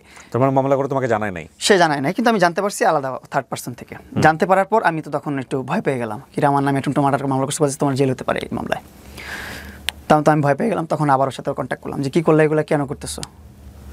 পরে অনেকবার মিশতে আসতেছে, আমি মিশতে চাইতেছি না, পরে আবার অনেকে বুঝাইতেছে আমাকে যে না মিশাটা তোর খুব জরুরি, না মিশলে তুই জেল খাটবি। তখন আবার মিশলাম ওর সাথে, আবার সম্পর্কে গেলাম, আবার ভালো একটা সম্পর্কে যাওয়ার পর এই মিলমিশ কি তোমার আরেক বিভিন্ন ওই যে স্যান্ডিশা আসলো, ওই স্যান্ডিশাটা এরা এসে মিলাই দিল। তারপর আরও অনেকেই ছিল বিহাইন্ডে যারা মিলাই দিছে, থেকে মিলাই দেওয়ার পর মিললাম যে মামলা উঠাই দেবে, ঠিক আছে লাইফটা নষ্ট করার দোকানে মামলা উঠায় নেক, বিয়ে শাদী করা লাগবে না, কোনো কিছু করা লাগবে না, এরকম কোনো কমিটমেন্ট নাই যে বিয়ে করতে হবে, মামলা তুলে নেবে, আমার কোনো কমিটমেন্ট নাই তখনও। তো ওকে ঠিক আছে মামলা তুলে নাও। গেলাম, মামলা কিন্তু তুলে নেয়, ও বলছে মামলা তুলে নিছি, মামলা শেষ, কিন্তু আমি জানি না যে মামলা তুলে নেই, আমার যেতে হবে কিনা। বলে না যাওয়া লাগবে না, আমি টাকা দিয়ে সব সলভ করে ফেলছি, আমার অ্যাডভোকেট আমার লয়ার সব কিছু করে ফেলছে, তোমার টেনশন নেই, কিছু নেই। তোমার কোনো ফোন আসে, তোমার কোনো ডিস্টার্ব হয়েছে? আমি কই না, আসলে কোনো ফোন আসে নাই, কোনো ধরনের ডিস্টার্ব, কোনো ধরনের নোটিশ আমার কাছে আসেনি, কিন্তু মামলা কিন্তু চলতেছে। ওর টাকা পয়সা দিয়ে ওইগুলো নোটিশ আসবে আমার কাছে, এগুলো বন্ধ রাখছে, যে নোটিশ আমার কাছে না আসে। এই চলতে চলতে চলতে চলতে চলতে চলতে দেখি ও মামলা আর তুলে না। তো এর মধ্যে হুট করে ওর বাচ্চাদের নিয়ে একটা ঝগড়া হয়েছে ওর সাথে আমার। যেমন ওর কাছে আমি একটা অ্যামাউন্ট রাখছি, অ্যামাউন্টটা ওরে দিছি একটা প্রমোশনে কাজ করার পর একটা বড় একটা অ্যামাউন্ট পেয়েছি, অ্যামাউন্টটা ওর কাছে দিচ্ছি। দেওয়ার পর ওই অ্যামাউন্টটা ওর বাচ্চাদের কাজের বুয়াদের স্যালারি দিচ্ছে ওই অ্যামাউন্ট থেকে। তখন ওর পার্সোনাল ব্যক্তিগতর জন্য ব্যবহার করলে আমার কোনো ধরনের অবজেকশন ছিল না, যেহেতু ও বলছে যে এইগুলো ওদের বাচ্চারা টানে, ওদের বাবারা ওদের খরচ চালায়, এটা করে সেটা করে। তখন আমি একটু মানে খোঁচাখুচি করছি যে হ্যাঁ তোমার ওদের বাবারা যেহেতু দেখে, তুমি আমার টাকা কেন ওদেরকে দিলা, আমার টাকা তুমি আমার ব্যাংকে ট্রান্সফার করো না, এখন 3-4 দিন হয়ে গেছে আমার ব্যাংকে কেন আমার টাকা আসে নাই। এইগুলো নিয়ে একটু তর্ক বিতর্ক হয়ে আমি অভিমান করে 2 দিন খাবার খাই না ওর বাসায়। আমি গুলশান 2-এ চলে গেছি হাঁটতে হাঁটতে, যে ওইখানে খাবার খেয়ে ওইখান থেকে আবার হাঁটতে হাঁটতে বাসায় আসছি। এত জিদ, ওর বাসায় ভাত খাবো না আমি, ওর সাথে বাসায় থাকতা কিন্তু খাইতাম না, রাগ হয়ে আসছে। আমি এখন কী করবো, ওখানে ওই ছুটেও যেতে পারতেছি না।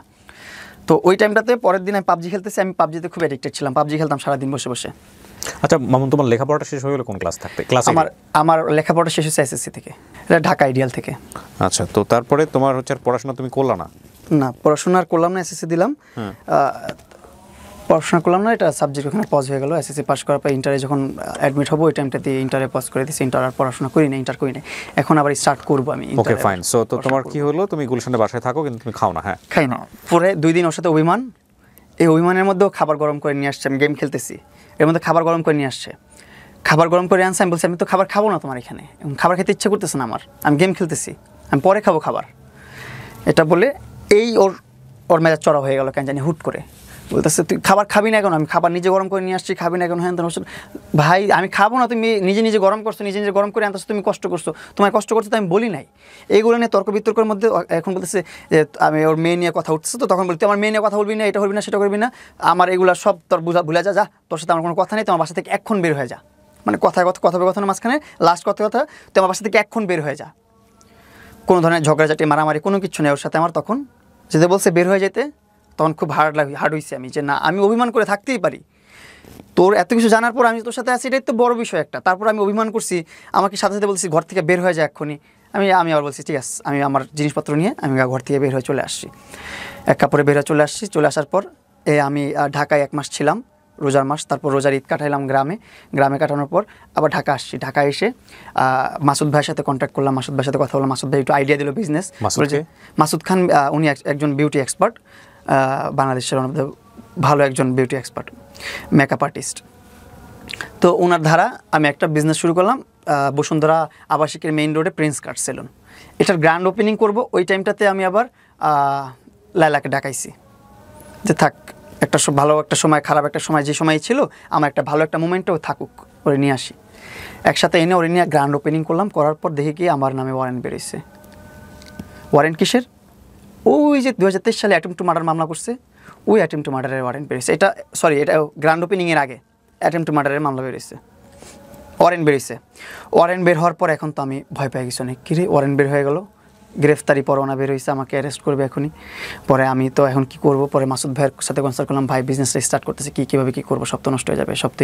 পরে মাসুদ ভাই লয়ারদের সাথে কথাবার্তা বলে উনি আমাদেরকে, আমি স্যারেন্ডার করছি কোর্টে স্যারেন্ডার করে আমি আমার যে বক্তব্য সেটা পেশ করছে আমার লয়ার। পেশ করার পর আদালত মনে করছে যে হ্যাঁ এটা জামিনযোগ্য, জামিন দিয়ে দিছে। জামিনটা পাওয়ার পর ওর নিয়ে গ্র্যান্ড ওপেনিং করছি, জামিন পাওয়ার পর গ্র্যান্ড ওপেনিং করছে। তখন সঙ্গে সঙ্গে তুমি ওকে ধরো নাই যে তুমি এটা কেন ওয়ারেন্ট বের হইলো বা কী অবস্থা? এটা নিয়ে আর প্রশ্নই করি না, ওর সাথে থাকি না আমি, ওর সাথে তো কথা বলি না আমি আর। ও তখন তুমি থাকো না? না, কথা বলি না। তো ওকে নিয়ে কেন গ্র্যান্ড ওপেনিং করলা তাহলে? ওই যে মনে করলাম যে একটা শুভাকাঙ্ক্ষী হিসাবে ওরে নিয়ে আসি, গ্র্যান্ড ওপেনিং করাই। আমার জীবনের প্রথম বিজনেস, প্রথম একটা ভালো কাজ করতেছি, প্রথম কিছু একটা হচ্ছে, আমার প্রতিষ্ঠান হচ্ছে, একটু নিয়ে আসি, সবাই থাকুক, মুক্কা লাগালি না করে। এখন আমি ভাবতেছিলাম আমার এটাও, যে আমার গ্র্যান্ড ওপেনিং যদি পুলিশ ঢুকায় দেয় অ্যারেস্ট করার জন্য, তখন আমি কি করবো? এই জন্য এটাও একটা পয়েন্ট ছিল আমার, ওকে আমার গ্র্যান্ড ওপেনিংয়ে রাখা। আরেকটা পয়েন্ট যে একটা শুভাকাঙ্ক্ষী ওরেও রাখি আমার সাথে। এই দুইটা পয়েন্ট একসাথে কাজ করছে মাথায়। তো এই দুইটা চিন্তাভাবনা করি আমার গ্র্যান্ড ওপেনিংয়ে লালাকে আনাইছি, লালাকে রাখছি। রাখার পর গ্র্যান্ড ওপেনিং করলাম, বিজনেস চলতেছে। 2-1 দিনের মধ্যে দেখি আবার আমার নামে ধর্ষণ মামলা বেরিয়েছে। ধর্ষণ মামলা? জি, ধর্ষণ মামলা বের হয়েছে। তাও ওর সাথে কিন্তু সম্পর্ক কিন্তু শেষ 3 মাস হয়ে গেছে, প্লাস 3 মাসের মাথায় আমার 2-3 মাসের মধ্যেই আমার ধর্ষণ মামলা করছে আমার নামে। এই ধর্ষণ মামলা নিয়ে তো এখন আবার হ্যাসেল, এই তো ঝামেলা পড়ে গেলাম। ধর্ষণ মামলাটা করছে আমি জানি না, এটার একটা স্টোরি আছে, এই স্টোরিটাও আমি বলি এখন খুলে। ওপেনিং আমার প্রিন্স কাট সেলুনের গ্র্যান্ড ওপেনিংয়ের পর আমি আর মাসুদ ভাই গেছি আপনার চিটাগাঙে চিটাগাঙের একটা মত বিনিময় হচ্ছে কোনো একটা প্রকল্প নিয়ে, ওইখানে আমরা ছিলাম। ওইখানে অনেক গবেষণা, অনেক কথাবার্তা বলছে অনেক মুরব্বী মানুষরা, সেখানে শুনতেছিলাম, আমরা গেস্ট ছিলাম।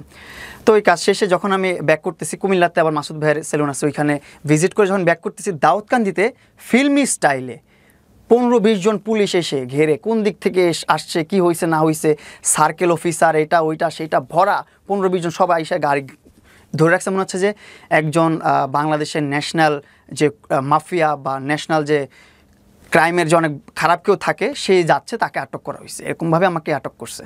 আমি কিন্তু তখন জানি না মানে আমার কী মামলা হয়েছে। আটক করার পর কী হয়েছে, বলছে আপনার নামে অভিযোগ আছে, আপনি যেতে পারবেন না, এখন এখানে থাকেন।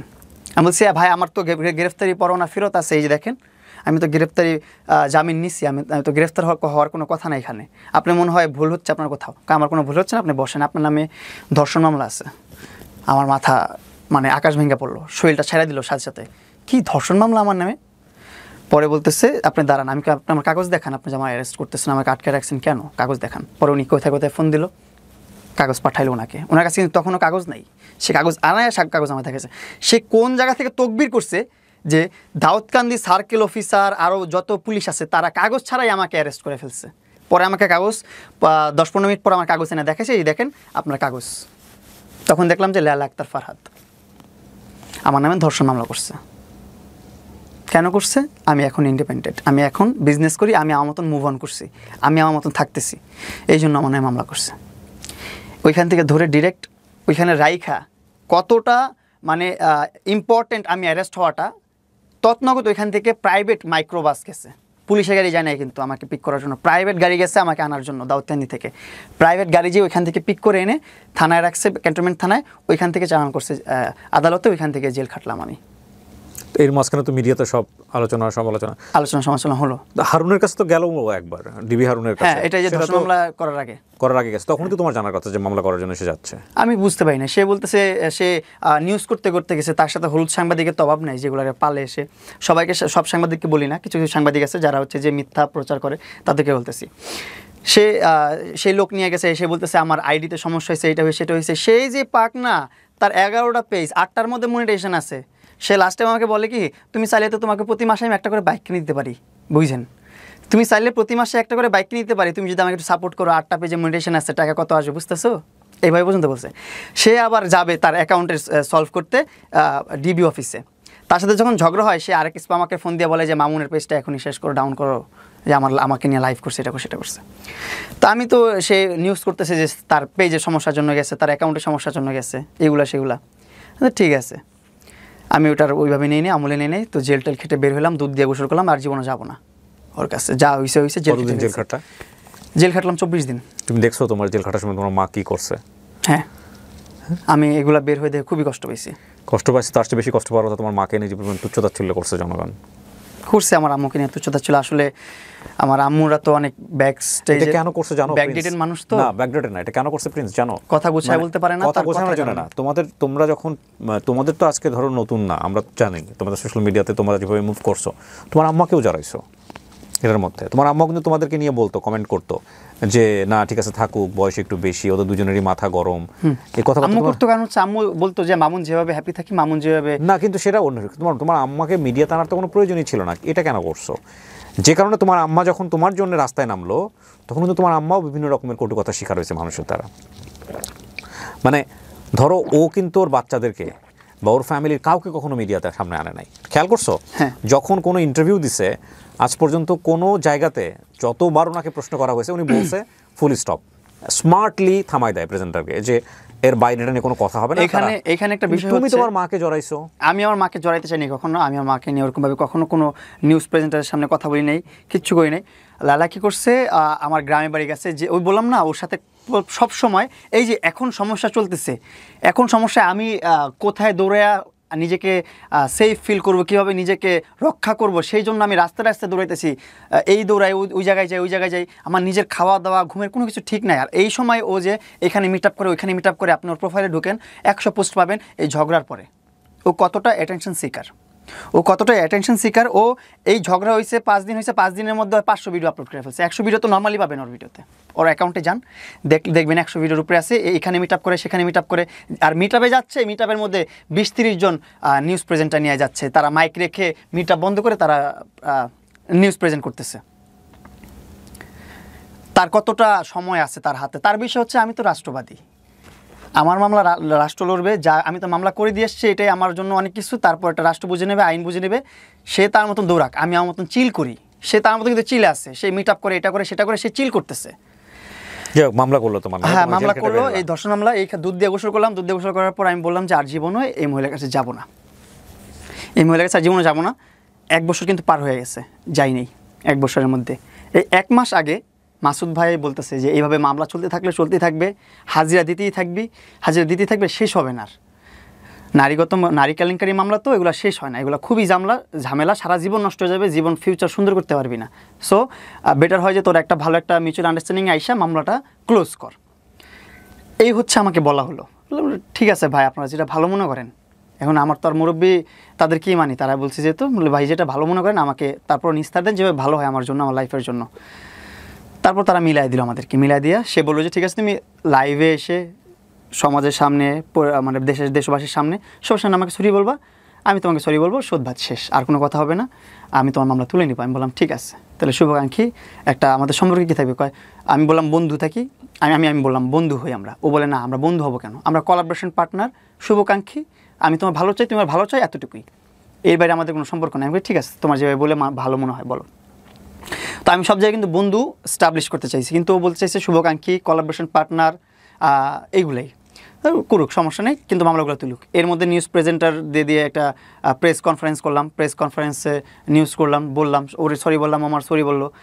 আমার ভুল বোকামি হয়েছে যে আমি স্টাম্প করে রাখি নাই যে মামলা তুলবে, ভুল সরি বলার পর এই স্টাম্পটা করিনি আমি, ও বলে নেই। সিস্টেমটা করে নিয়ে দেখে এখানে আবার ফাইসা গেলাম। নিউজ প্রেস কনফারেন্স করার পর থেকেই ও আবার ওর কথা বলা শুরু হইলো যে এটা করতে হবে, সেটা করতে হবে, এখানে আসতে হবে, সেখানে আসতে হবে। এখন তো আবার ফাইসা গেছি। এখন আবার কি করব? এখন যখন যা বলে তখন তাই করতে হয়। যখন বলতে হয় এখন দিন, রাইতে বলে দিন, আর রাইতের বেলা দিন মানতে হয়। এরকম ধরা দিবে পুলিশে, নাহলে পুলিশে ধরা দিবে, মামলা আবার স্টার্ট করে দিবে, মামলায় যেভাবে পারে সেভাবে করবে। পরে আমি বললাম ঠিক আছে, তুমি যেভাবে বলবো সেভাবেই হোক, আমরা ভালো বন্ধু হিসাবে থাকি।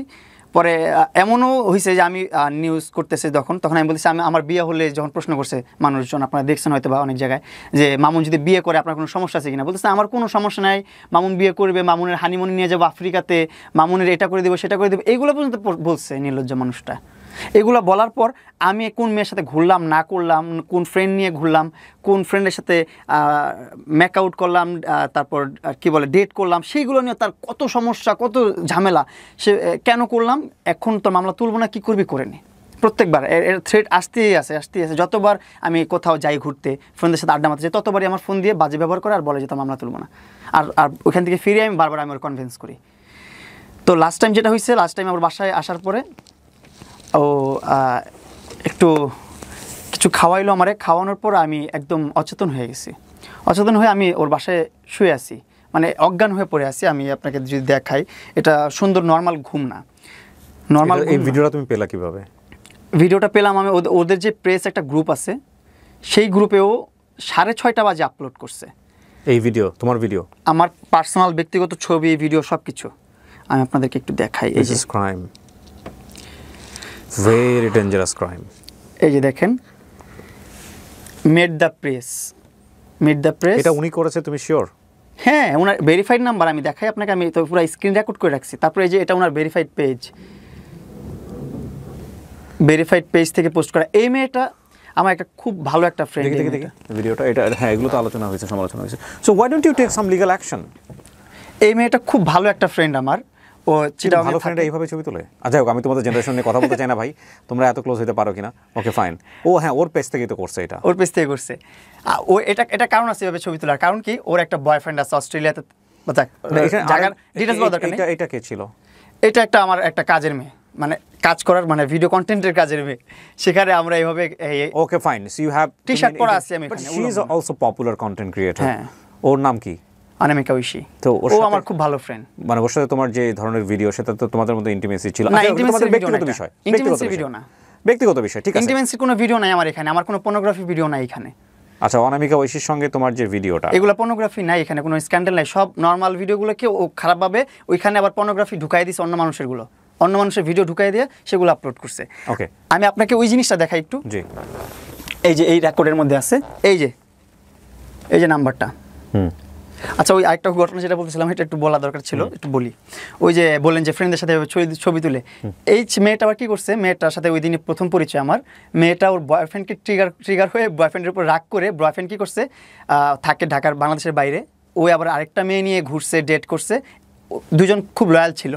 ছেলে যেহেতু ডেট করছে, মেয়েটাও রাগ হয়ে বলতেছে আমার বয়ফ্রেন্ড তো এরকম আমার সাথে চিট করছে, তোমার সাথে কয়েকটা ছবি তুলে এগুলারে ওরে আমি ট্রিগার করবো, ওরে নিয়ে একটু মজা নেবো, চেতাবো, ওরে একটু আমাকে হারানোর ভয়টা ওকে দেখাবো, ও যেন ভয় পায় যে আমিও ডেট করতে পারি, আমিও বাইরে যেতে পারি, আমি ওকে ছেড়ে দিতে পারি। এই জন্য ওই ছবিটা তুলছি, ওই ছবিটাও আপলোড করতেছি। এই জিনিস, এই স্টোরিটাও লেলা জানে। এই যে ওর ভেরিফাইড নাম্বার, এই নাম্বার থেকে যে দিছে এই জিনিসগুলো, এই সব প্রুফ। এই যে সকাল 6:30 বাজে ও পোস্ট করছে। আমি যদি এই লাইভ করে বের হওয়ার পর এইগুলো যখন করলাম, আবার বলি ওইখান থেকে শুরু করি, যে ওর বাসায় ঘুমাচ্ছি, ঘুম থেকে উঠলাম 11টার দিকে, উঠে দেখি কি অনলাইনে আমার ভিডিও, আমার ব্যক্তিগত ভিডিও, ব্যক্তিগত ছবি যেগুলো আমি তুলে রাখছি আমার মোবাইলে, সেগুলো পাবলিশড হয়ে গেছে। আমি কীভাবে পাবলিশড হলো, আমি ঢুকে দেখি কি মোবাইলটা লেলা স্টকিং করছে।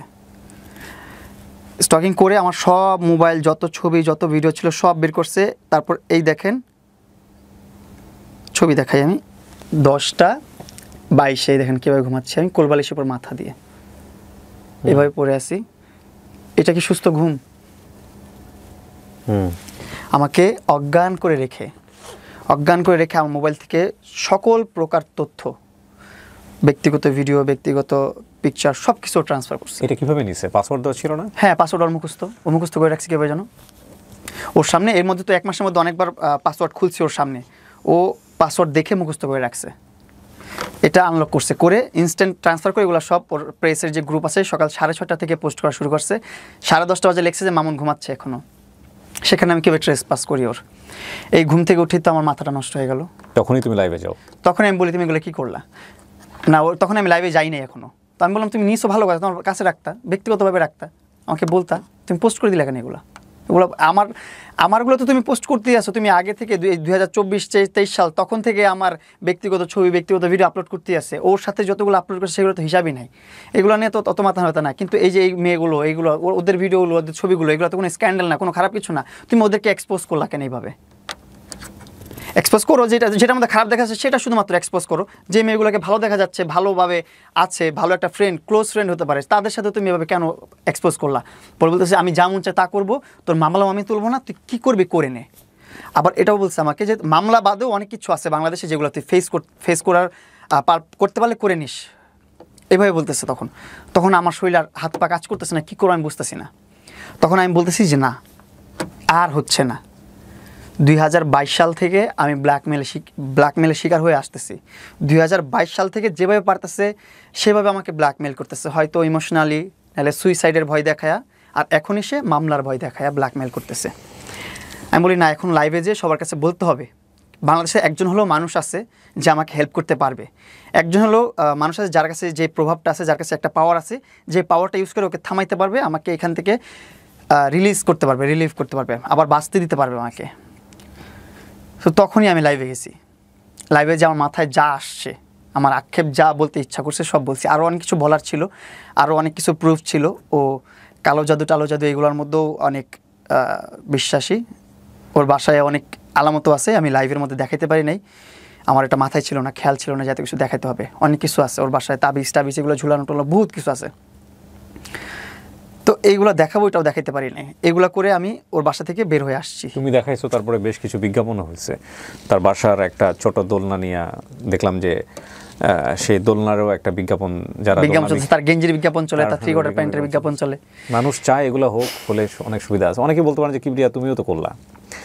আমি ডেফিনেটলি আপনাদেরকে একটা কথা বলতে পারি, প্রিন্স নিয়ে আমার জানার আগ্রহটা কখনোই অতটা ছিল না, কিন্তু আমার কাছে মনে হচ্ছে যে এই ছেলেটা সিরিজ আকারে কন্টিনিউয়াসলি এরা এরকম কেন করতেছে। সো আমার একটু জানা, হ্যাঁ আমি আজকে আমার চেষ্টা মেটেনি, কারণ আমি আমার জায়গা থেকে যতটুকু বুঝি এইখানে, সেটা হচ্ছে এখানে দুই পক্ষ আখেরি মারাত্মক রকমের একটা ভুল আছে, মারাত্মক রকমের ভুল। সেটা হচ্ছে আমরা আসলে কোন দিকে যাচ্ছি আমরা ক্লিয়ার না। আর মানে ওনারা দুজনের জায়গা থেকে আমার যেটা মনে হয়, উনি আসলে হ্যাঁ ইমোশনালি হয়তো ওনাকে ফল ইন করছে ছেলেটার উপরে। এ হয়তো মনে করছে ঠিক আছে একটা টাইম পিরিয়ডের জন্য আমরা ঠিক আছে একসাথে থাকতে পারি, ভালো না লাগলে চলে যাবো, কারণ বিয়ে শাদী তো করা সম্ভব না। কোনো একটা সময় হয়তো কমিটমেন্ট দিয়ে ফেলছিল, সেখান থেকে সরে আসছে অতীত জেনে। কোনটা সত্য কোনটা মিথ্যা সেটা আল্লাহ ভালো জানেন। But the fact is that এই সম্পর্ক নিয়ে যে সোশ্যাল মিডিয়াতে যে কাদা ছড়াছড়ি, সেটার কারণে আমার একটা আগ্রহ তৈরি হয়েছিল, যে কারণে আমি নীরবকে নক দিই। কারণ নীরব ওকে একটা ইন্টারভিউ করেছিলাম যে আসলে কি একটু পুরো গল্পটা জানি। আমি আসলে আমার কাছে মনে হয়েছে ও আজকে যেটা এগুলো বললো বা যে জায়গায় এসে দাঁড়াইছে, তাতে আমার কাছে মনে হয়েছে এই গল্পের আমার ব্যক্তিগত অভিমতের জায়গা থেকে আমি যদি বলি, তাতে আমি বলবো যে 20% সত্য, বাকি 80% আমার কাছে মনে হয়েছে যে ও ব্যাকআপ দেওয়ার চেষ্টা করছে, অনেক কিছু বলে নাই এখানে। তবে এটা ঠিক, বাই দ্য ওয়ে ব্যাকআপটাকে আমি মিথ্যা বলতেছি না, কারণ ও যদি ইন ডিটেইলি বলতে চায়, কারণ ওরও অসংখ্য ফল্ট বের হবে এখানে, ওকেও ধরা যাবে। তবে এটা ঠিক যে 17-18 বছরের একটা ছেলে, তাকে বাসায় নিয়ে গিয়ে তার সাথে থাকা, একসঙ্গে থাকা, এবং সে যদি ম্যাচিউর একটা মেয়ে হয়, তাহলে আইনের জায়গা থেকে আমার মনে হয় এখানে আসলে ওরও কিছু না কিছু বলার রাইট আছে। যেভাবে লায়লা বলছেন সেভাবে ওরও বলার রাইট আছে। আমি তোমাকে একটা প্রশ্ন করি, তোমার এগুলো যখন ব্যক্তিগত ছবিগুলো এক্সপোজ করলো, তুমি কেন লিগ্যাল অ্যাকশন নাও নাই?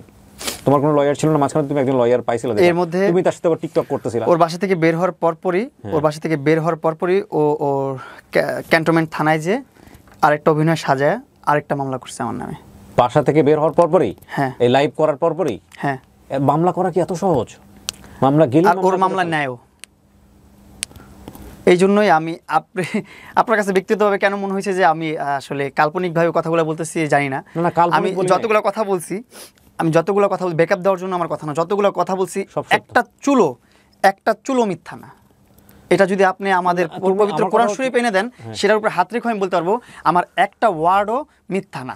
এমন আছে যে আরো অনেক ধরনের কথা আছে যেগুলো বলি নাই। হ্যাঁ ঠিক আছে, অনেক কথা বলতে গেলে তো আবার 4 বছরই লাগবে, 4 বছরের গল্প বলতে গেলে।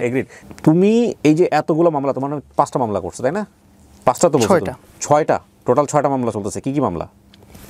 অ্যাটেম্পট টু মার্ডার 2টা। অ্যাটেম্পট টু 2টা? হ্যাঁ। তারপর ধর্ষণ মামলা। হ্যাঁ।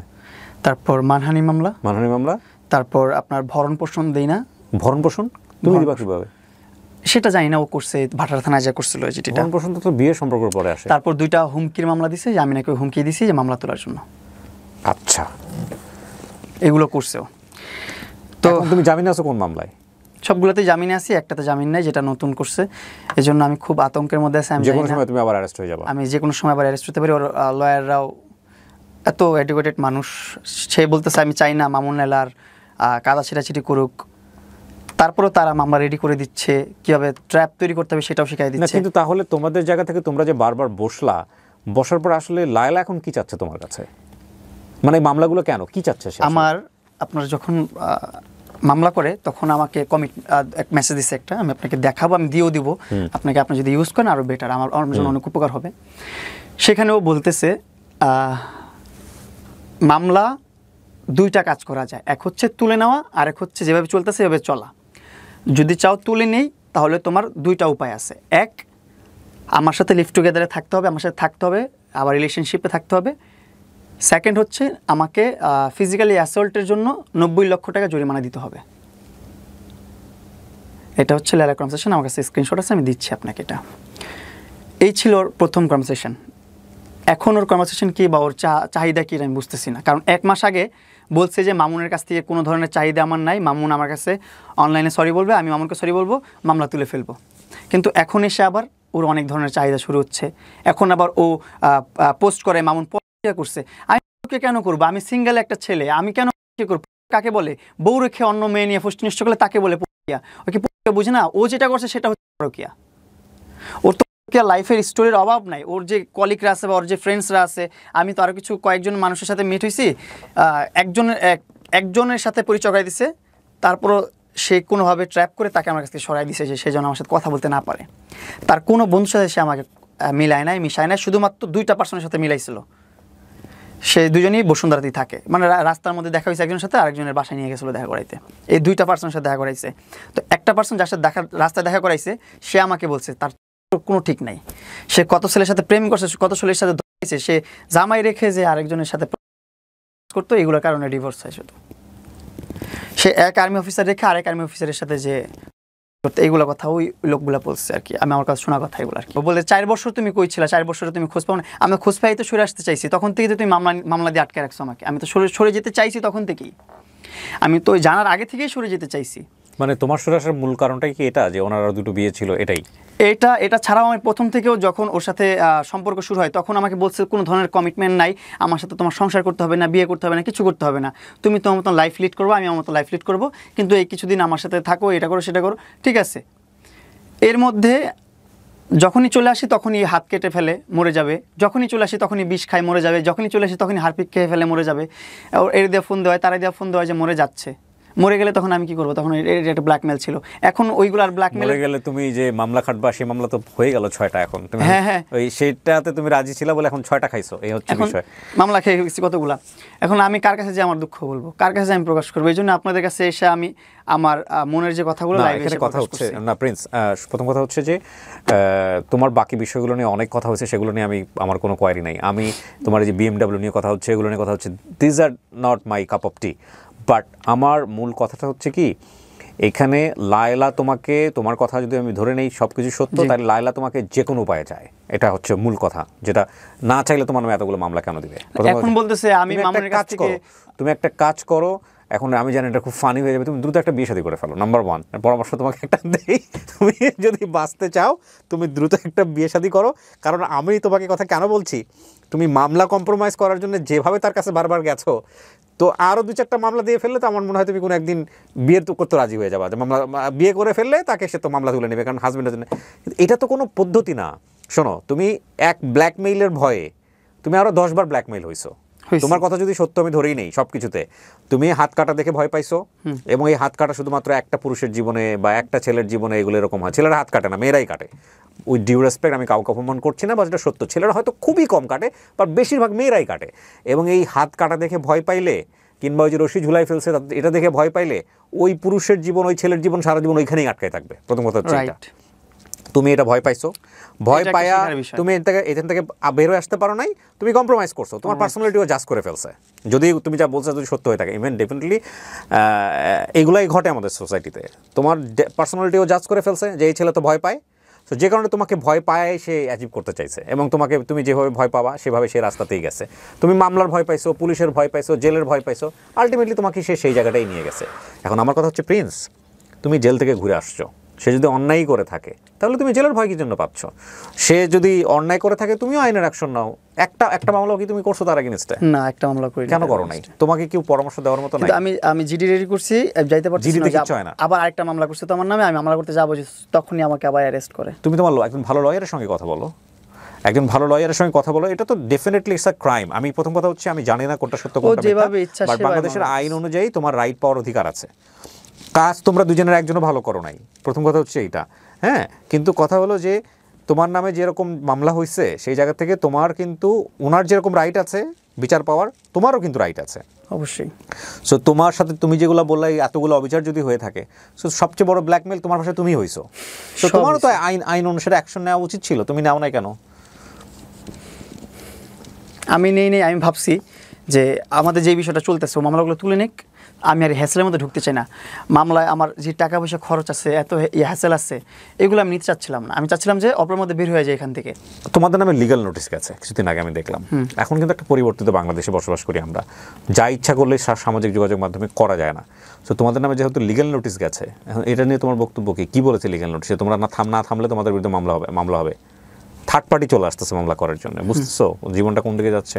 দেখ, তাও ভালো, তাও তো বাঁচবো, ওইটাও বুঝবে যে কেমনে খাটতেছি আমি, কতটা কষ্ট পাচ্ছি, জেলটা কত কঠিন, খাইতে আসুক বুঝবে। আমি আবার জেলে যাবো, সমস্যা নাই, এমনিও যাইতে হবে, এমনিও যেতে হবে। থার্ড পার্টি এসে ঢুকাক, দুইটাকে একসাথে ঢুকাক, আমি খুব খুশি হব। ওয়ও জেল খাটুক, জেলের স্বাদ পেয়ে আসুক, জেলটা খুব মজার না, মজাটা বুঝবে। আসলে পুরুষ হয়ে জন্ম নেওয়াটাই সবচেয়ে বড় ভুল। ওরা মামলা করে দিয়ে ঘুরে রাষ্ট্রবাদী রাষ্ট্র হিসাবে মামলা চলতে থাকে। আর মামলা করার তো কোনো স্কোপ নেই, যতদিন পর্যন্ত আমি মামলার ঝুলবো। আমি কীভাবে মামলা করবো? আমার তো ওরকমভাবে আমার ওরকম টাকা পয়সা অঢালা নাই বাপ মার, যে আমি অডালার টাকা পয়সা দিব, লয়ারকে চালাবো, এই লয়ার কোর্ট কিনে ফেলবো, এটা করবো সেটা করবো, এগুলো তো করার ক্ষমতা আমার নাই। ওর ক্ষমতা আছে, ক্ষমতা দেখাক না। আমি তো এই জন্য আমি দেশবাসীর সামনে চলে আসি, নাহলে আমি তেক্ততার কারণে আমি লাইভে এসে আমার আক্ষেপ আমি প্রকাশ করছি, কম তেক্ততার কারণে আমি ওর ফ্রন্টে দাঁড়ায় লাইভ করার কারণই এটা যে মানুষ যেন প্রমাণ পায় একটা মানুষের সামনে একটা মানুষ কীভাবে বলতেছে। এখানে তো প্রমাণ করার কিছু নেই, ওর সামনে আমি বলতেছি, ওর সামনে আমি বলছি সব ধরনের কথা যা বলার। আমার আসলে খুব ঘৃণা লাগে, আমার নিজের জন্য ঘৃণা লাগে যে আমি কী করছি আমার লাইফটাকে। এক্স্যাক্টলি এই প্রশ্নটা আমি তোমাকে করতাম। আমার খুব ঘৃণা লাগে আমার নিজের জন্য, আমি কত বড় একটা স্টুপিড, কত বড় একটা গাধা। আল্লাহ তাআলা সব কিছু দিয়েছিল আমাকে, সব কিছু ঠিকঠাক ছিল, সব ভালো চলতেছিল, স্মুথ চলতেছিল। লায়লা আমার লাইফে নাই ওই টাইম, মানে লাইফে আছে অ্যাজ এ ফ্যান হিসাবে, ফ্রেন্ড হিসাবে, শুধুমাত্র টেক্সটের মধ্যে, কনভারসেশনের মধ্যে। The lesson of the story. হ্যাঁ, শুধুমাত্র কনভারসেশনের মধ্যে আছে। ওই টাইমটাতে আমি আমার সংসার চালাচ্ছি, ওই টাইমে আমি 5 লাখ 6 লাখ 7 লাখ টাকা করে আমি ইনকাম পাচ্ছি, আর্নিং হচ্ছে আমার। ওই টাইমটাতে আমি স্টুপিডের মধ্যে সব কিছু ছেড়ে এই মহিলার কাছে চলে আসছি। ট্রাকের পিছনে লেখা থাকে না, নিরাপদ দূরত্ব বজায় রাখুন। এটা জীবনের অন্যতম গুরুত্বপূর্ণ একটা লাইন। কোনো সম্পর্কের মধ্যেই এমনভাবে যাওয়া উচিত না যেখানে কোনো ব্রিদিং স্পেস থাকে না।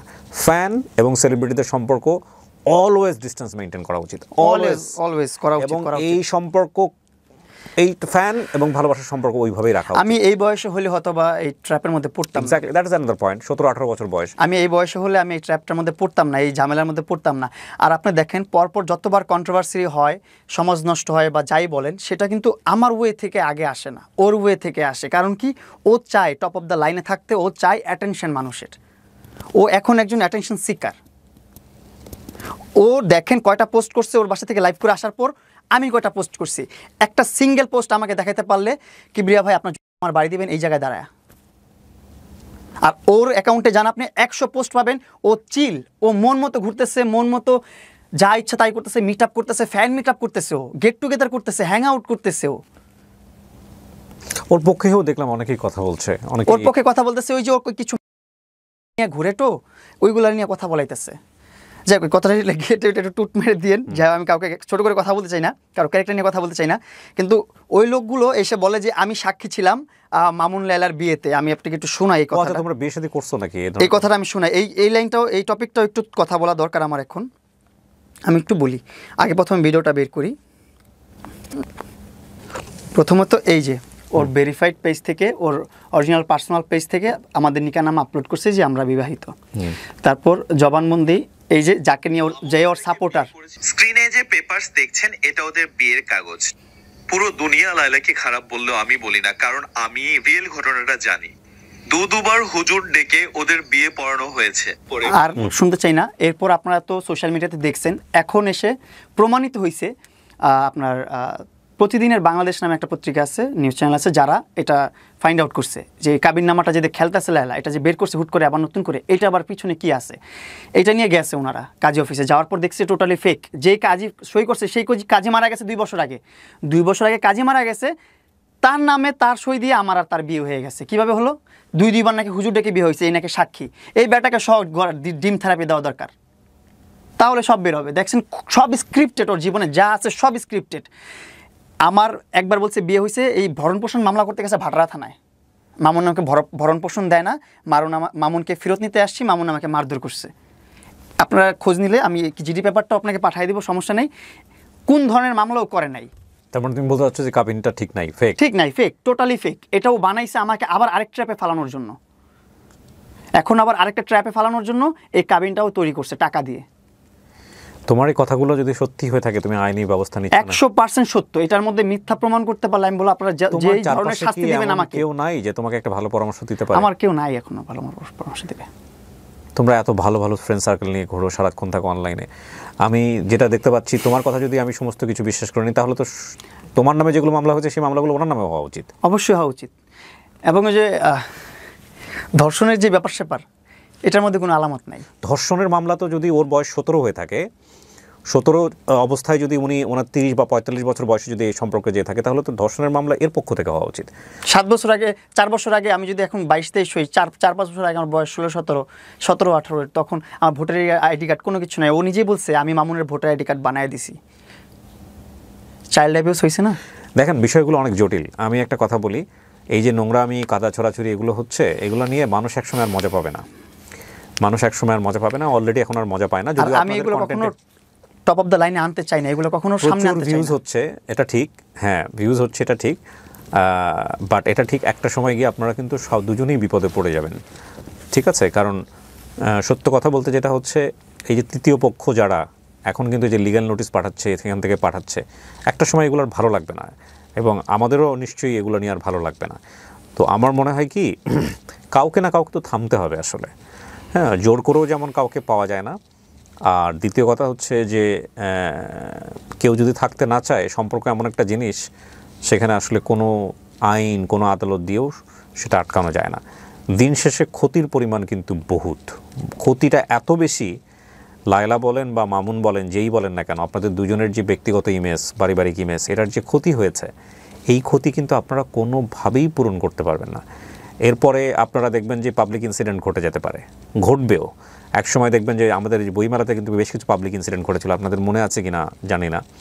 সেখানে কিন্তু মানুষ কিন্তু এই জিনিসগুলো ধীরে ধীরে রিয়্যাক্ট করা শুরু করছে, ভুয়া ভুয়া স্লোগান দেওয়া থেকে শুরু করে এক ধরনের মানে ফিজিক্যাল অ্যাসাল্টের দিকে চলে যাচ্ছিল।